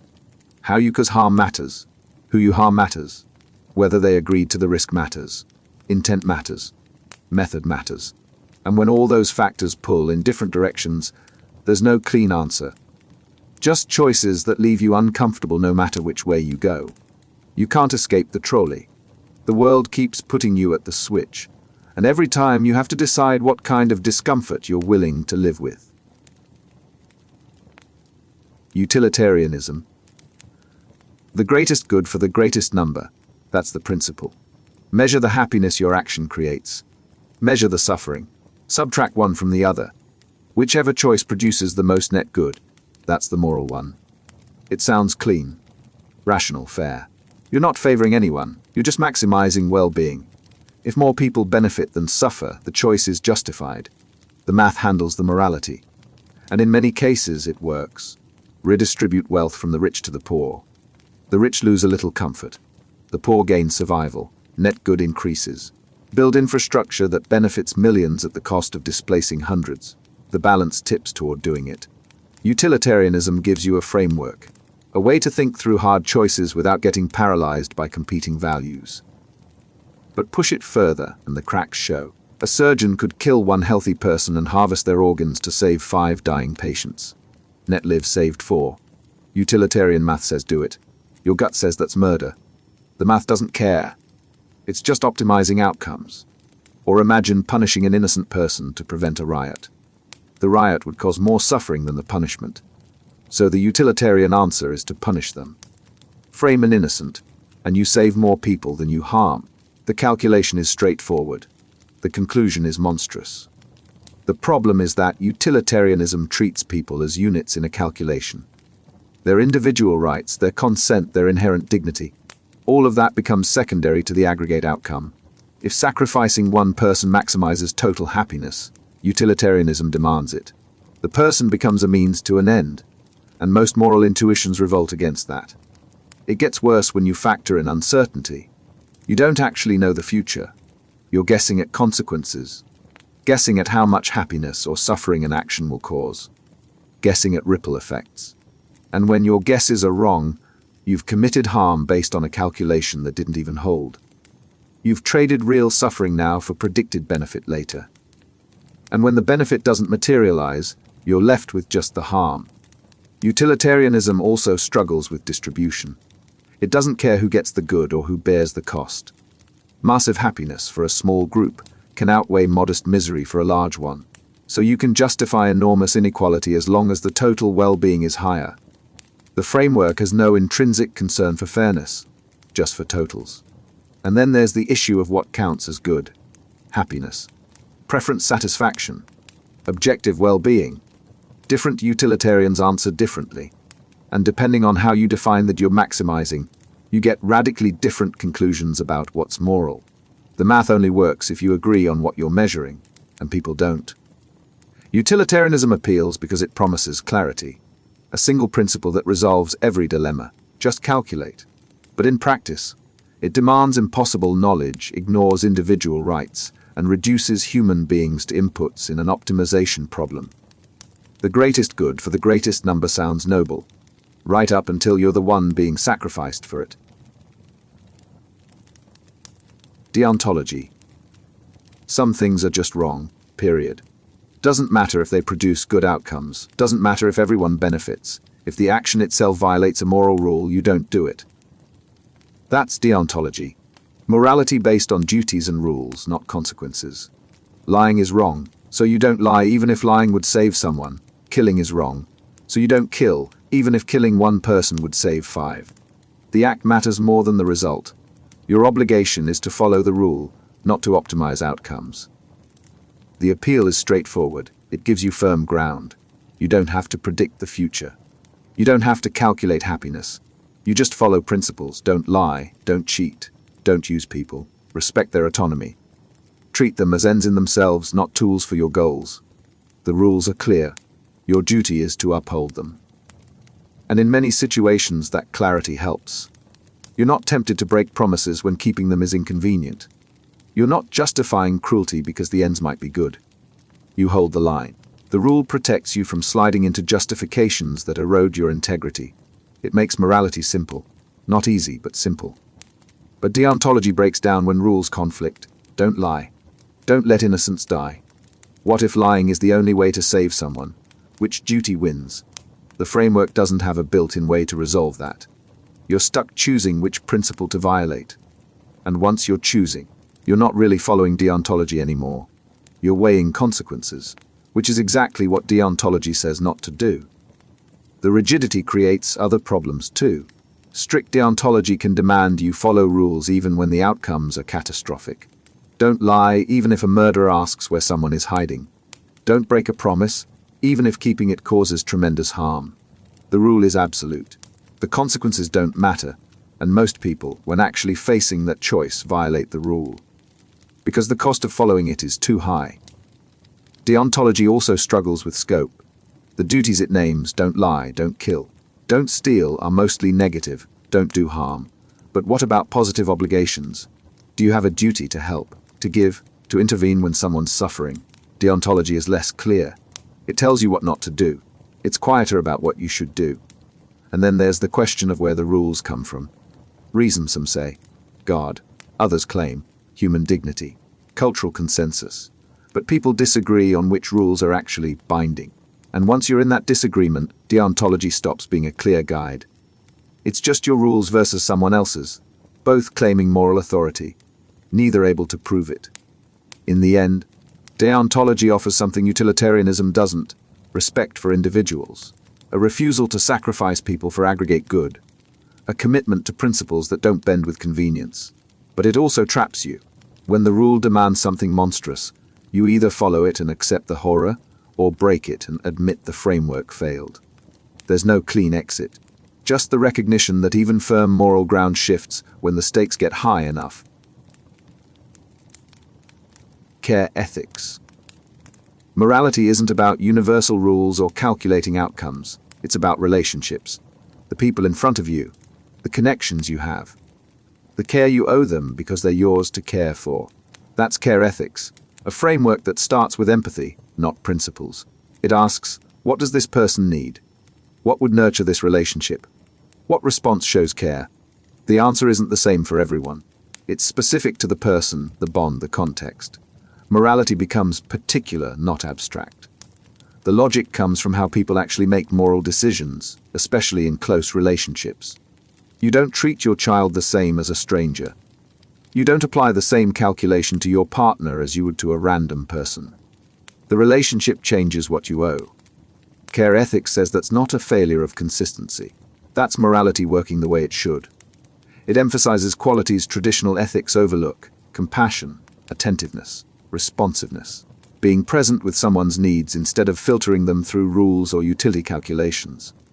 You're not asking, what does duty demand? Or, what maximizes happiness? You're asking, what does care require here, now, for this person? And in many contexts, that feels right. A friend is struggling. You don't calculate whether helping them produces the most good. You don't check if duty requires it. You just help, because that's what the relationship means. The bond itself creates the obligation. Care ethics names that reality instead of treating it as a deviation from pure moral reasoning. But the framework has limits. Care is partial. You care more about some people than others, that's natural. But it's also morally troubling.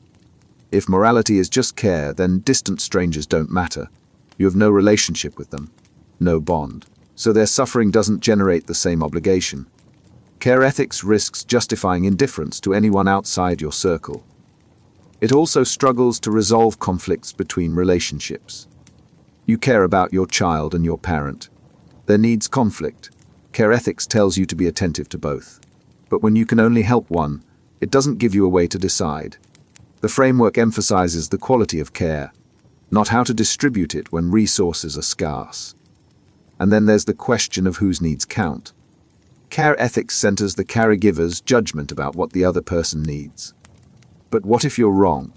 What if your idea of care is actually control, or smothering, or rooted in assumptions about what's good for them that they don't share? Care can become paternalism. And without some principle beyond the relationship itself, there's no check on that. Care ethics also doesn't scale well to institutions, laws, policies, systems. Those need consistency, impartiality, rules that apply broadly. Care ethics resists that. It wants context, specificity, attention to individual circumstances. But you can't build a legal system on that. At some point, you need principles that work for everyone, not just the people you're in relationship with. What care ethics offers is a correction. A reminder that morality isn't just rules and calculations. It's human connection, responsiveness to real needs, attention to the people who depend on you. But as a complete framework, it's incomplete. It works best as a complement to other approaches, not a replacement. You need care. But you also need principles that extend beyond the people you happen to love. Social Intuitionist model. You see something and instantly know it's wrong. The feeling arrives before the thought. Disgust, anger, revulsion. You haven't reasoned your way to the judgment. You just feel it. Then someone asks why. And now you have to explain, so your brain scrambles for reasons. You build a case after the fact. You justify what you already decided emotionally. The reasons sound logical, but they're not what drove the judgment. They're the story you tell to make sense of the feeling that came first. That's the social intuitionist model. Moral judgments are gut reactions. Emotional responses that happen fast, automatically below conscious awareness. Reasoning comes later, not to figure out what's right, to defend what already felt right. The model flips how most people think morality works. You assume you reason toward your moral conclusions. You weigh evidence, consider principles, think it through. But research shows that's not the sequence. The conclusion comes first. The reasoning is reverse engineered to support it. Watch it in action. Someone describes a scenario.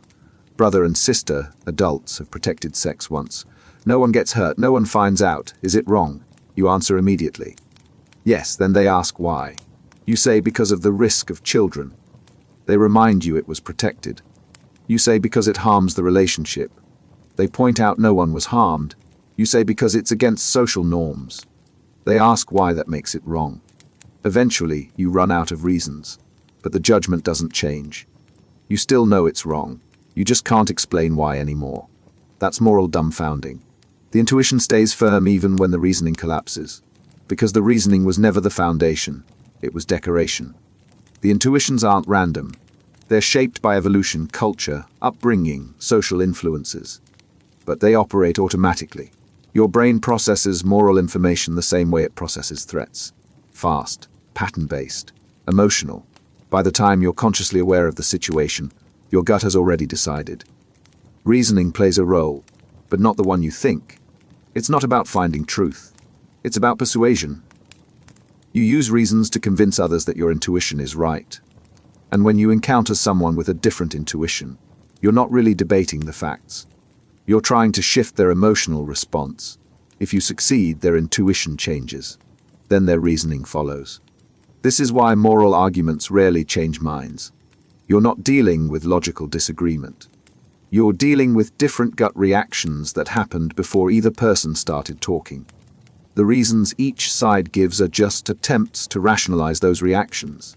And rationalization doesn't persuade someone whose intuition went the opposite direction. The model explains moral diversity too. Different cultures trigger different intuitions. What feels obviously wrong in one context feels neutral or even right in another. Not because people are reasoning differently, because their emotional responses were trained differently. The gut learns what to react to, and once it's learned, it drives judgment before reason gets a turn. What this means is that you're less rational about morality than you think. You're not a judge weighing evidence. You're a lawyer defending a client. The client is your gut, and the gut has already made up its mind. Your job is to make the verdict sound reasonable, even when it isn't. The reasoning feels real. The logic feels sound, but it's downstream. You're justifying, not discovering, and the justifications will keep shifting to protect the intuition underneath. Because the intuition came first, and in moral judgment, first is final. Moral foundations theory. Two people witness the same act. One calls it wrong. The other sees nothing objectionable. Same behavior, completely different moral reactions. Not because one is smarter or more ethical, because they're weighing it on different scales. Morality isn't one thing. It's built from multiple foundations: care, fairness, loyalty, authority, sanctity, liberty. Each foundation responds to different concerns, different threats, different values, and people don't weight them equally. Someone high on care and fairness sees harm and inequality as the ultimate wrongs. Their morality centers on protecting individuals and ensuring everyone gets treated justly. Someone high on loyalty and authority sees betrayal and disrespect as the ultimate wrongs. Their morality centers on maintaining group cohesion and social order. Neither is wrong, they're just running different moral operating systems. This explains political divides better than policy disagreements. Progressives tend to prioritize care and fairness. They're asking who's getting hurt, who's being treated unfairly. Conservatives tend to use all 6 foundations more equally. They're also asking who's being disloyal, who's defying legitimate authority, who's violating sacred norms. The disagreement isn't about facts, it's about which moral dimensions matter most. The foundations evolved to solve different problems. Care protects the vulnerable, fairness prevents exploitation, loyalty holds groups together, authority creates coordination, sanctity maintains boundaries, liberty resists domination. Each served a function in human survival, and each triggers different emotional responses when activated. Watch how this plays out. Someone burns a flag. To someone high on sanctity, it's a violation, a sacred symbol desecrated. To someone low on sanctity, it's just cloth, free expression.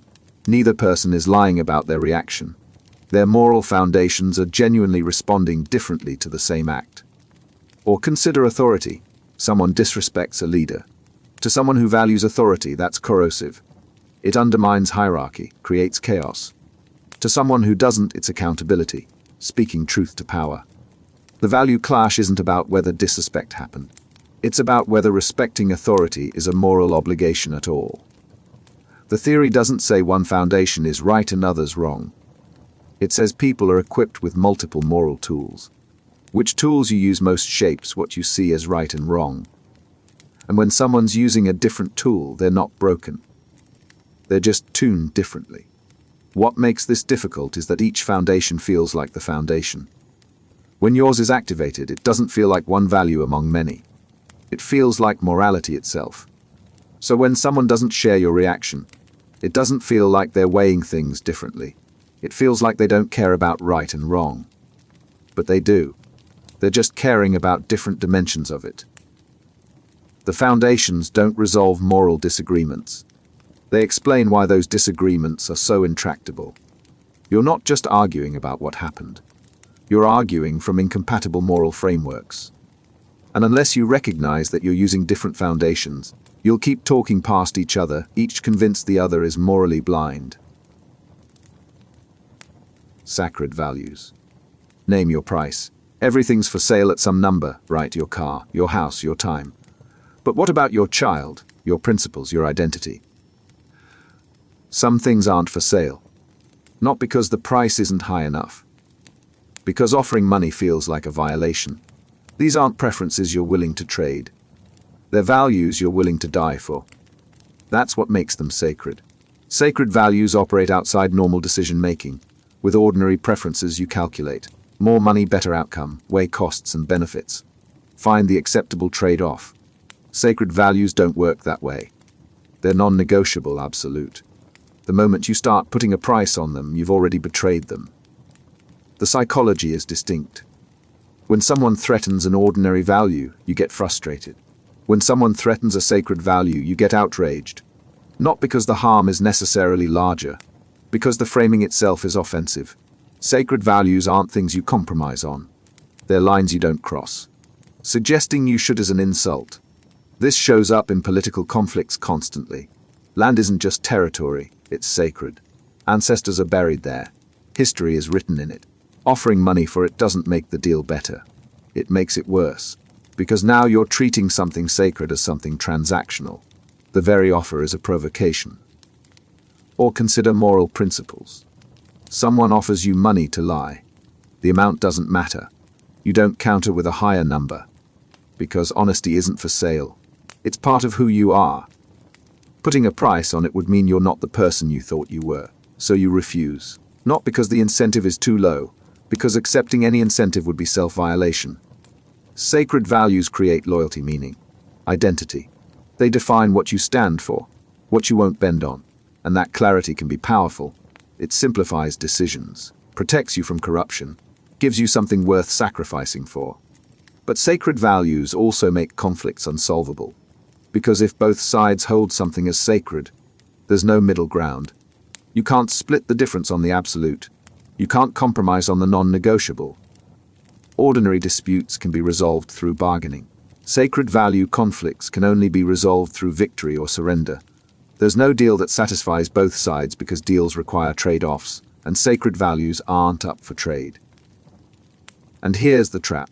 Declaring something sacred protects it from being diluted, but it also protects it from being questioned. Once a value becomes sacred, examining it feels like betrayal. Testing whether it still makes sense feels like apostasy. The sacredness becomes a shield against reflection. And values that can't be examined can't be updated, even when they should be. Sacred values aren't bad. They're what you're willing to fight for.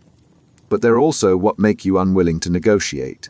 And in a world where most problems require negotiation, that unwillingness, no matter how principled it feels, becomes a barrier you can't cross without abandoning who you believe yourself to be. Purity psychology. Someone tells you they ate their dead pet, cooked it, waste not, want not, no harm done. The animal was already dead. No one else was affected. You still feel disgusted. Why? No one got hurt. Nothing was violated except your sense of what's appropriate. But that sense is enough. The act feels wrong, contaminated, impure.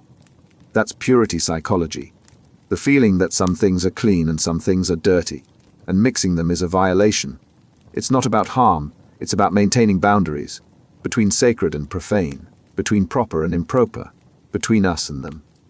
Purity operates through contamination logic. Clean things touched by dirty things become dirty, but dirty things touched by clean things stay dirty. The contamination only flows one direction. A drop of sewage in pure water ruins the water. A drop of pure water in sewage doesn't purify it. Negativity spreads, purity doesn't. This logic extends beyond physical cleanliness.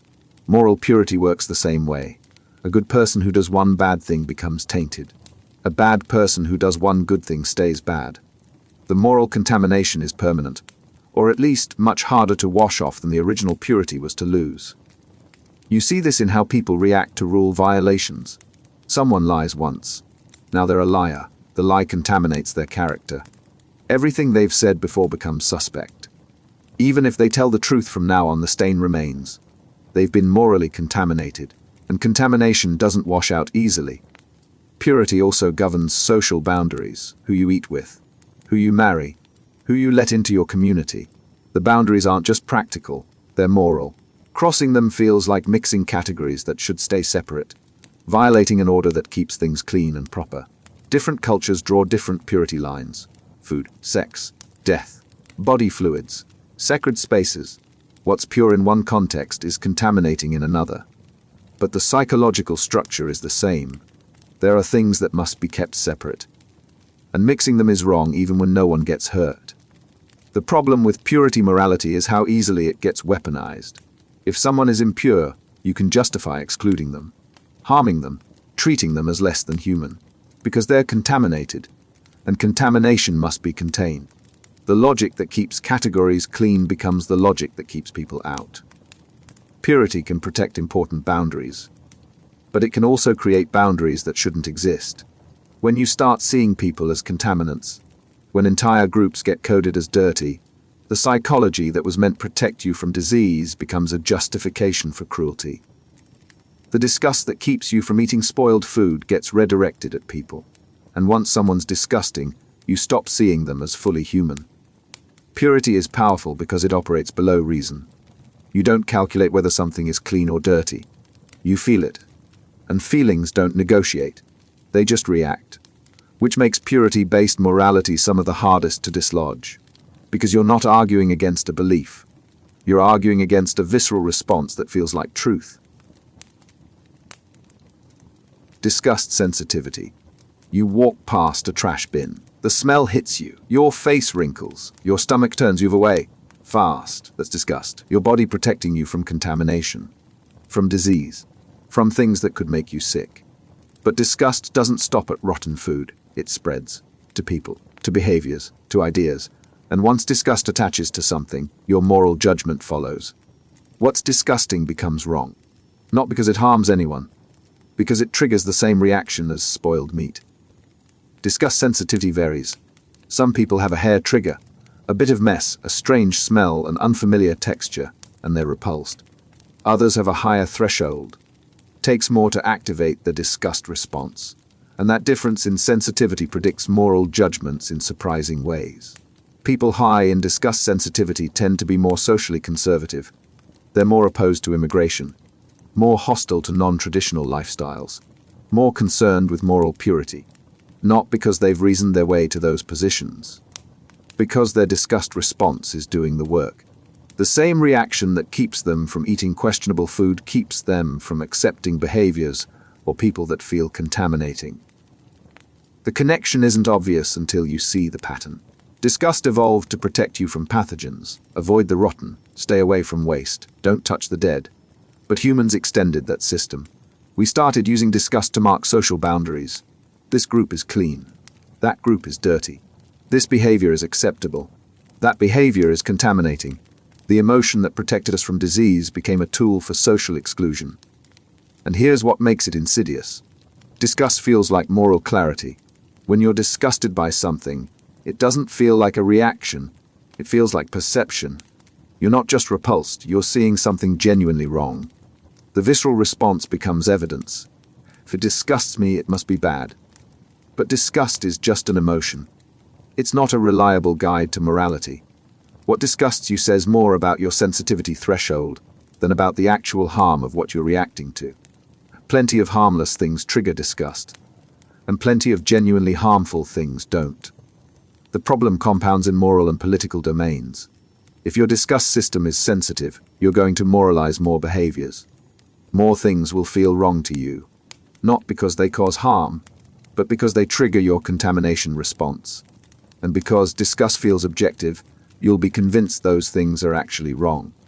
You won't realize you're just more easily disgusted than someone else.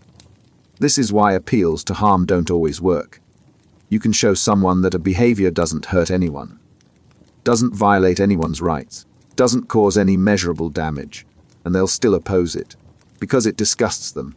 And disgust doesn't care about harm, it cares about purity, about boundaries, about keeping clean things separate from dirty ones. Disgust is a powerful emotion. It protects you, but it also misleads you.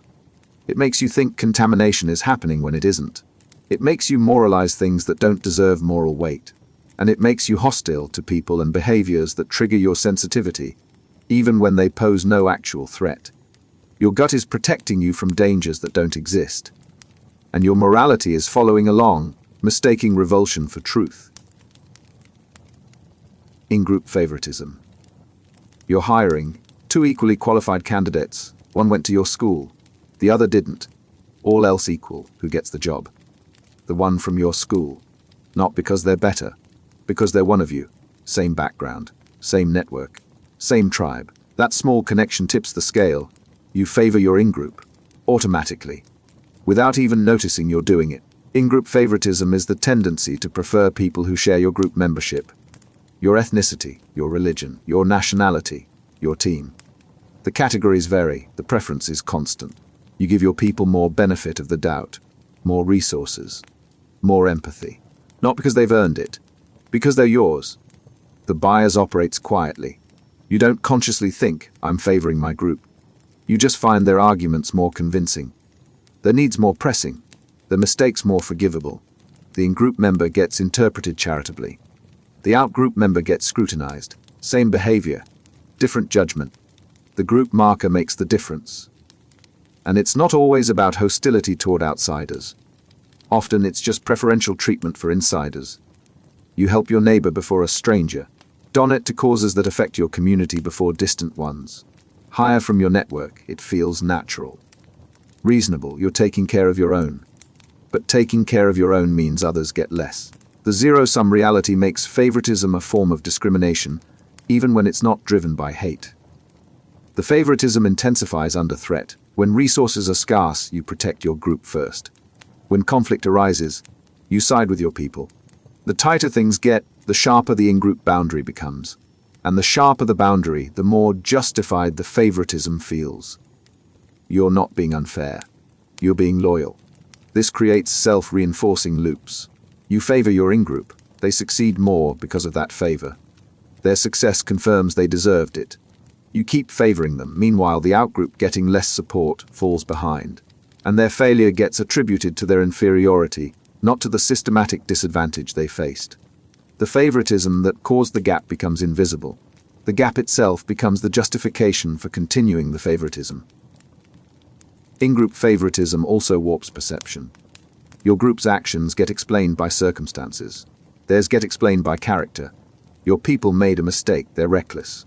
Your people broke a rule, they're immoral. The same behavior receives different interpretations based solely on group membership. And you don't see the double standard because each judgment feels independently justified.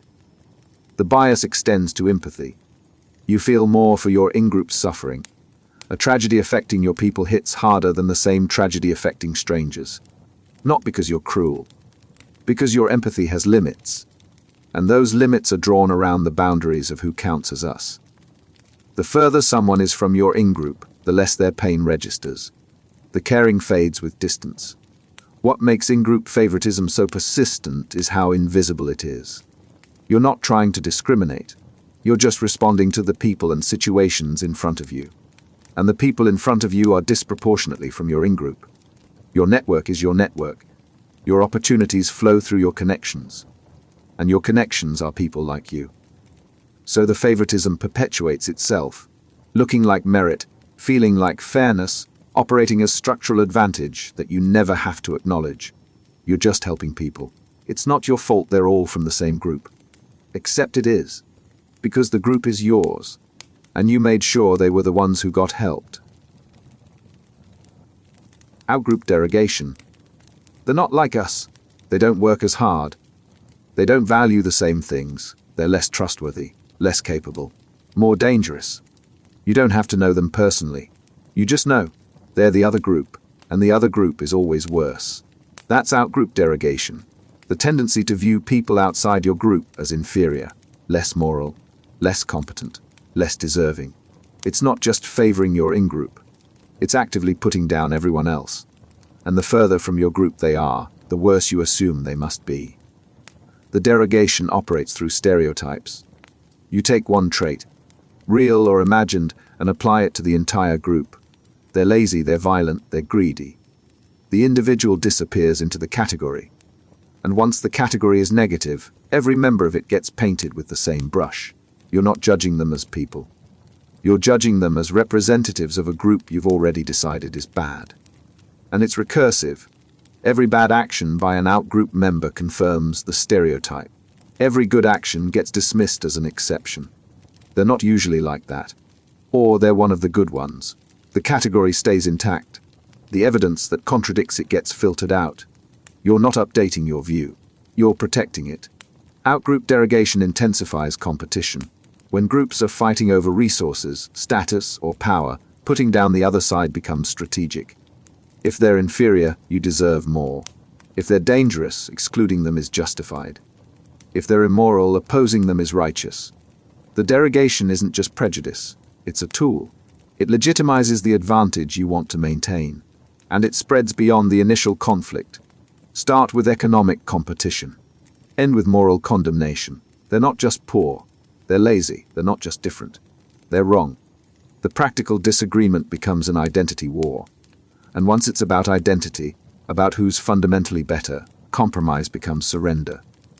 You can't negotiate with people you've decided are essentially inferior. The psychology gets darker when you realize derogation doesn't require personal animosity. You don't have to hate them as individuals. You just have to believe your group is better. That belief alone creates derogation. Because if your group is better, theirs must be worse. The in-group elevation automatically generates outgroup demotion. You can't have one without the other. Outgroup derogation also affects how you interpret their actions. Same behavior, different judgment.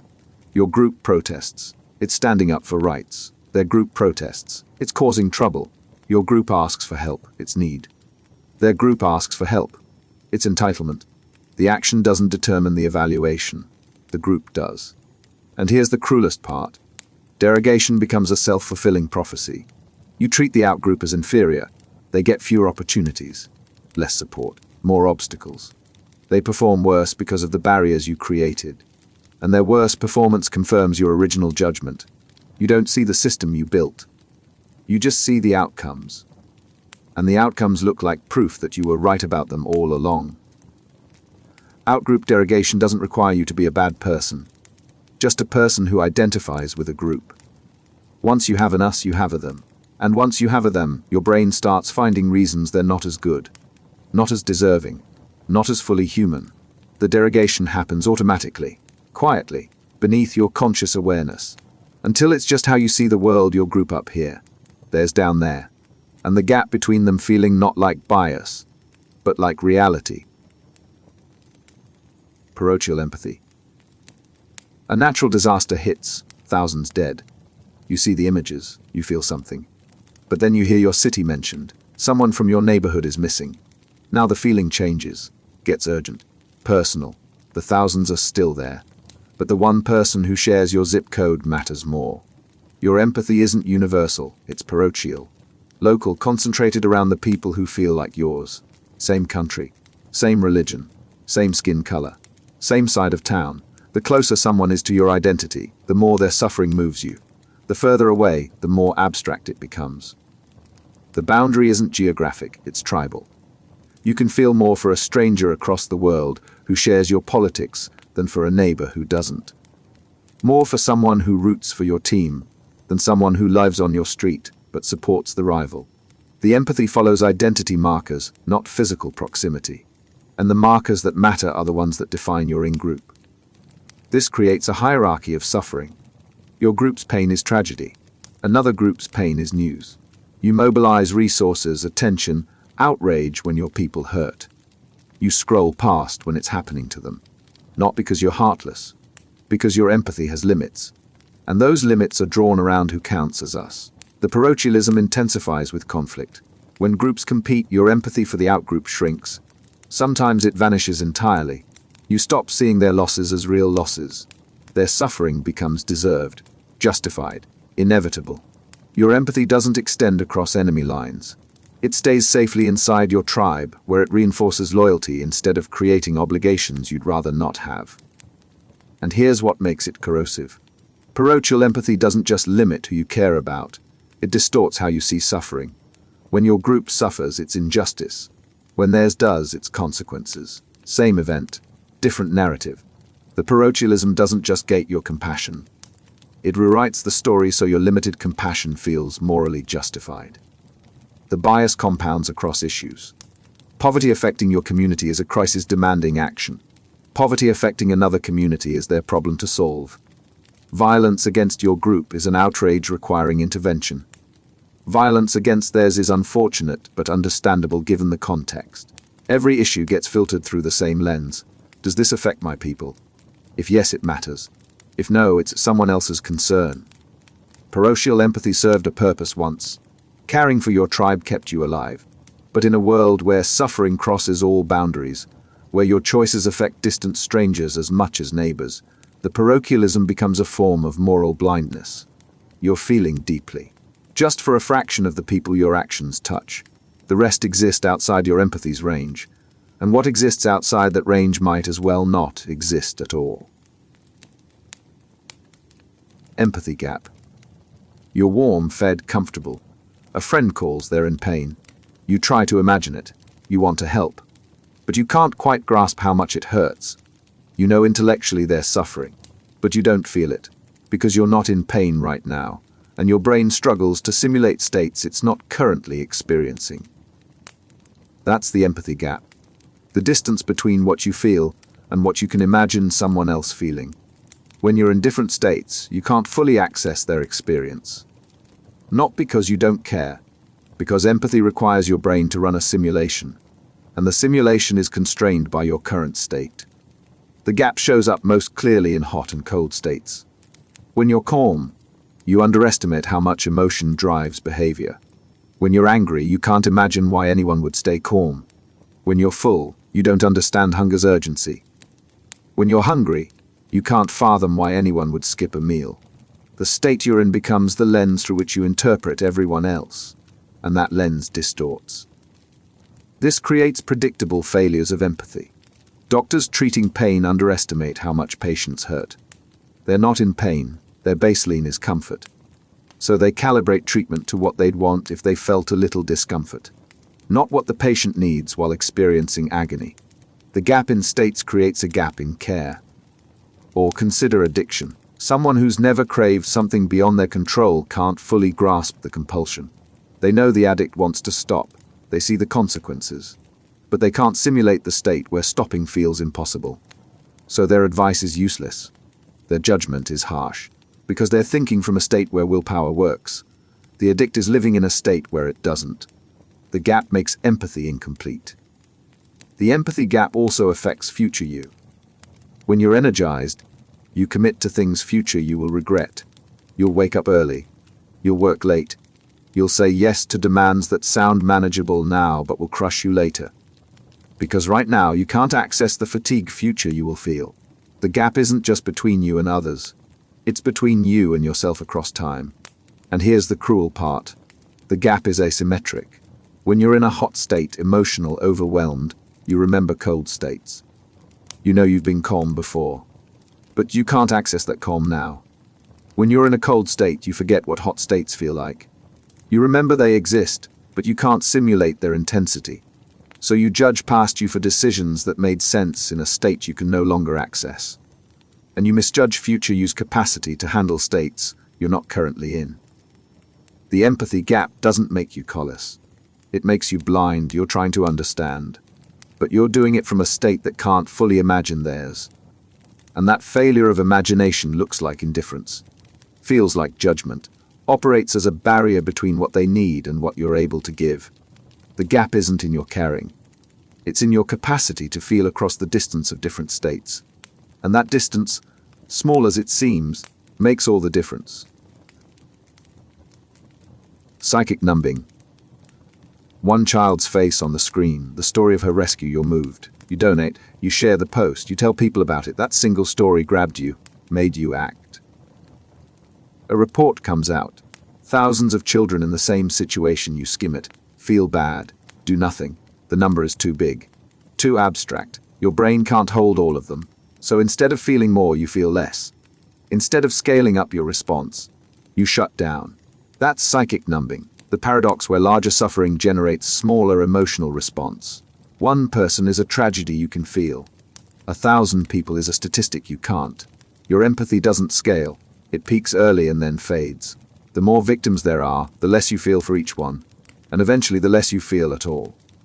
The mechanism is simple. Your brain processes individuals, faces, stories, names. Those trigger empathy, but it can't process masses, numbers, crowds, aggregates. Those trigger analysis. And analysis doesn't move you the way empathy does. So when suffering is presented as a number, even a large number, your emotional system disengages. The scale that should amplify your concern actually diminishes it. This creates perverse outcomes.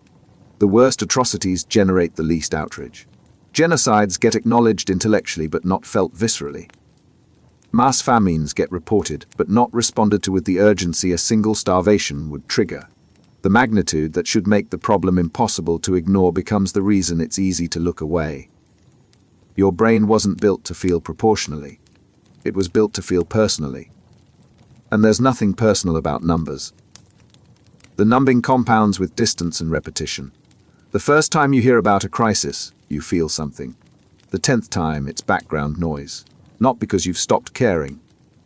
Because your emotional system has adapted. It's conserving resources, protecting itself from being overwhelmed. The cost is that ongoing suffering, no matter how severe, stops triggering the alarm that acute suffering would. And here's the darkest part. The numbing makes you complicit. Because the worst harms happen at scale. Individual cruelties get stopped, systemic ones continue.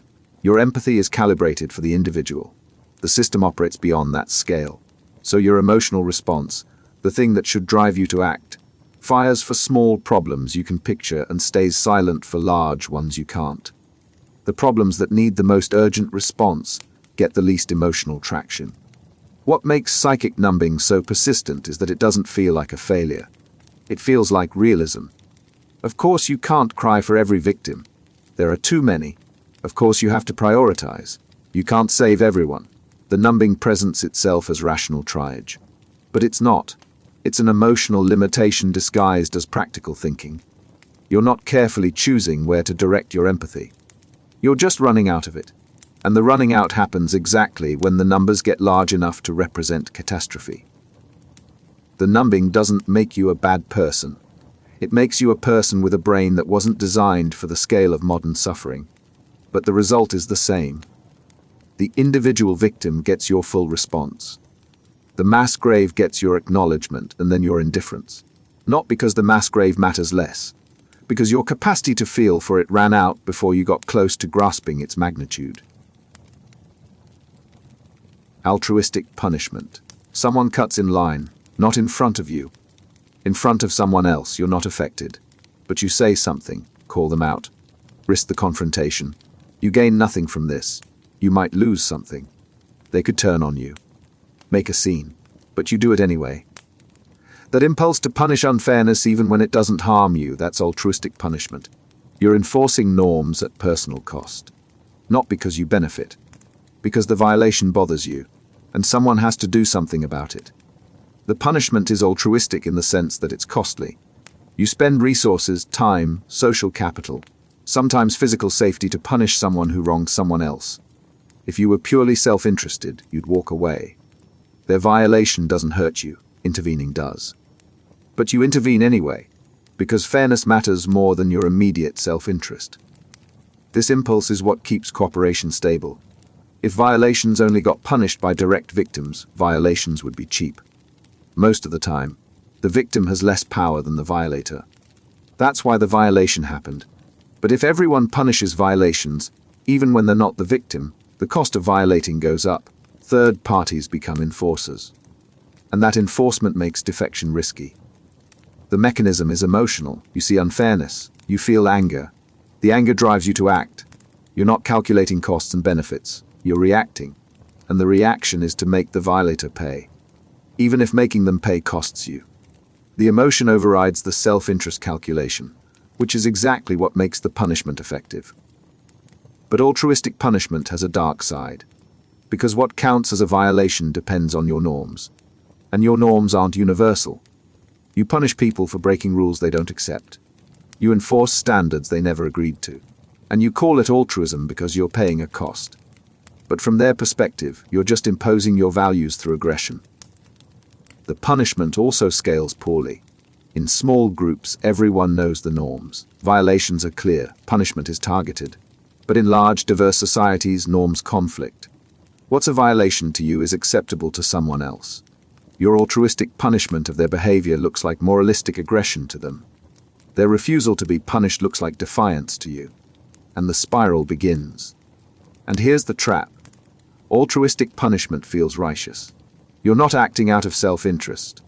You're upholding standards, defending fairness, standing up for what's right.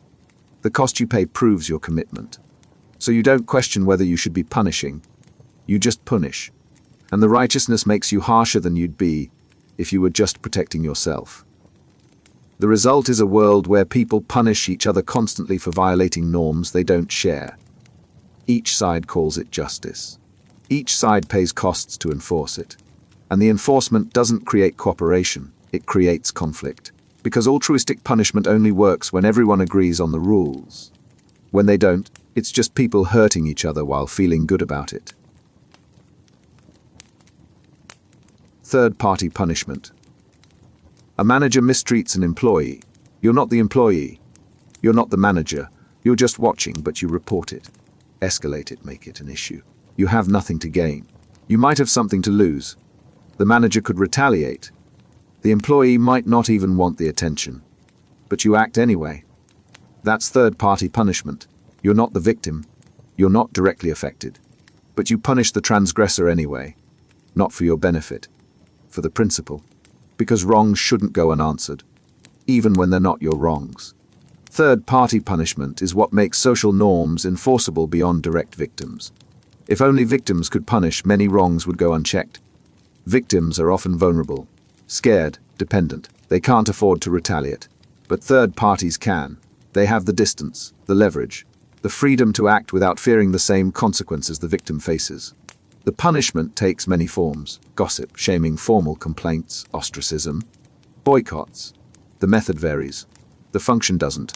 You're imposing a cost on someone who violated a norm, even though the violation didn't harm you personally.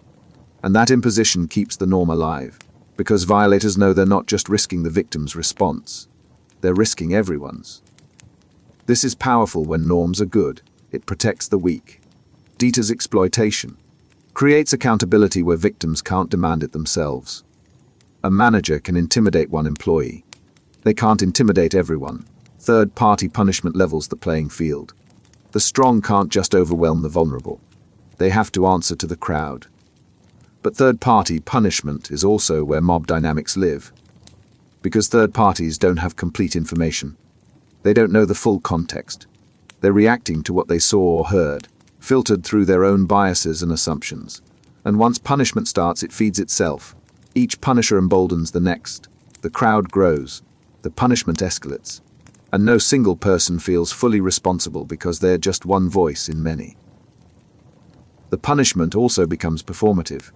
You're not just correcting a wrong, you're signaling your values, showing you're on the right side, proving you care about justice.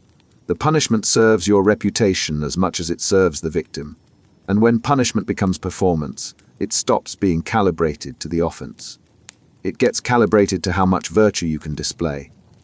And here's where it turns cruel. Third-party punishment often exceeds what the victim wants. The victim might want an apology. The third parties want blood. The victim might want to move on. The third parties want complete destruction, because the victim bears the consequences of reconciliation. The third parties don't. They can demand maximum punishment at no personal cost, and they often do. Third-party punishment is supposed to be justice, but it's justice administered by people who aren't hurt, don't know the full story, and won't face the consequences of getting it wrong. Sometimes that works. Sometimes it creates a better world, and sometimes it just creates a crowd of righteous punishers who destroy someone because it felt good to stand for something. Consequences be damned. Costly signaling. Two people support the same cause. One donates anonymously. The other donates publicly, posts about it, makes sure everyone knows. The second person gave the same amount, but they also paid an extra cost. The cost of being seen as someone who might be virtue signaling. Why take that risk? Because the cost is the signal. If supporting the cause were free, everyone would do it.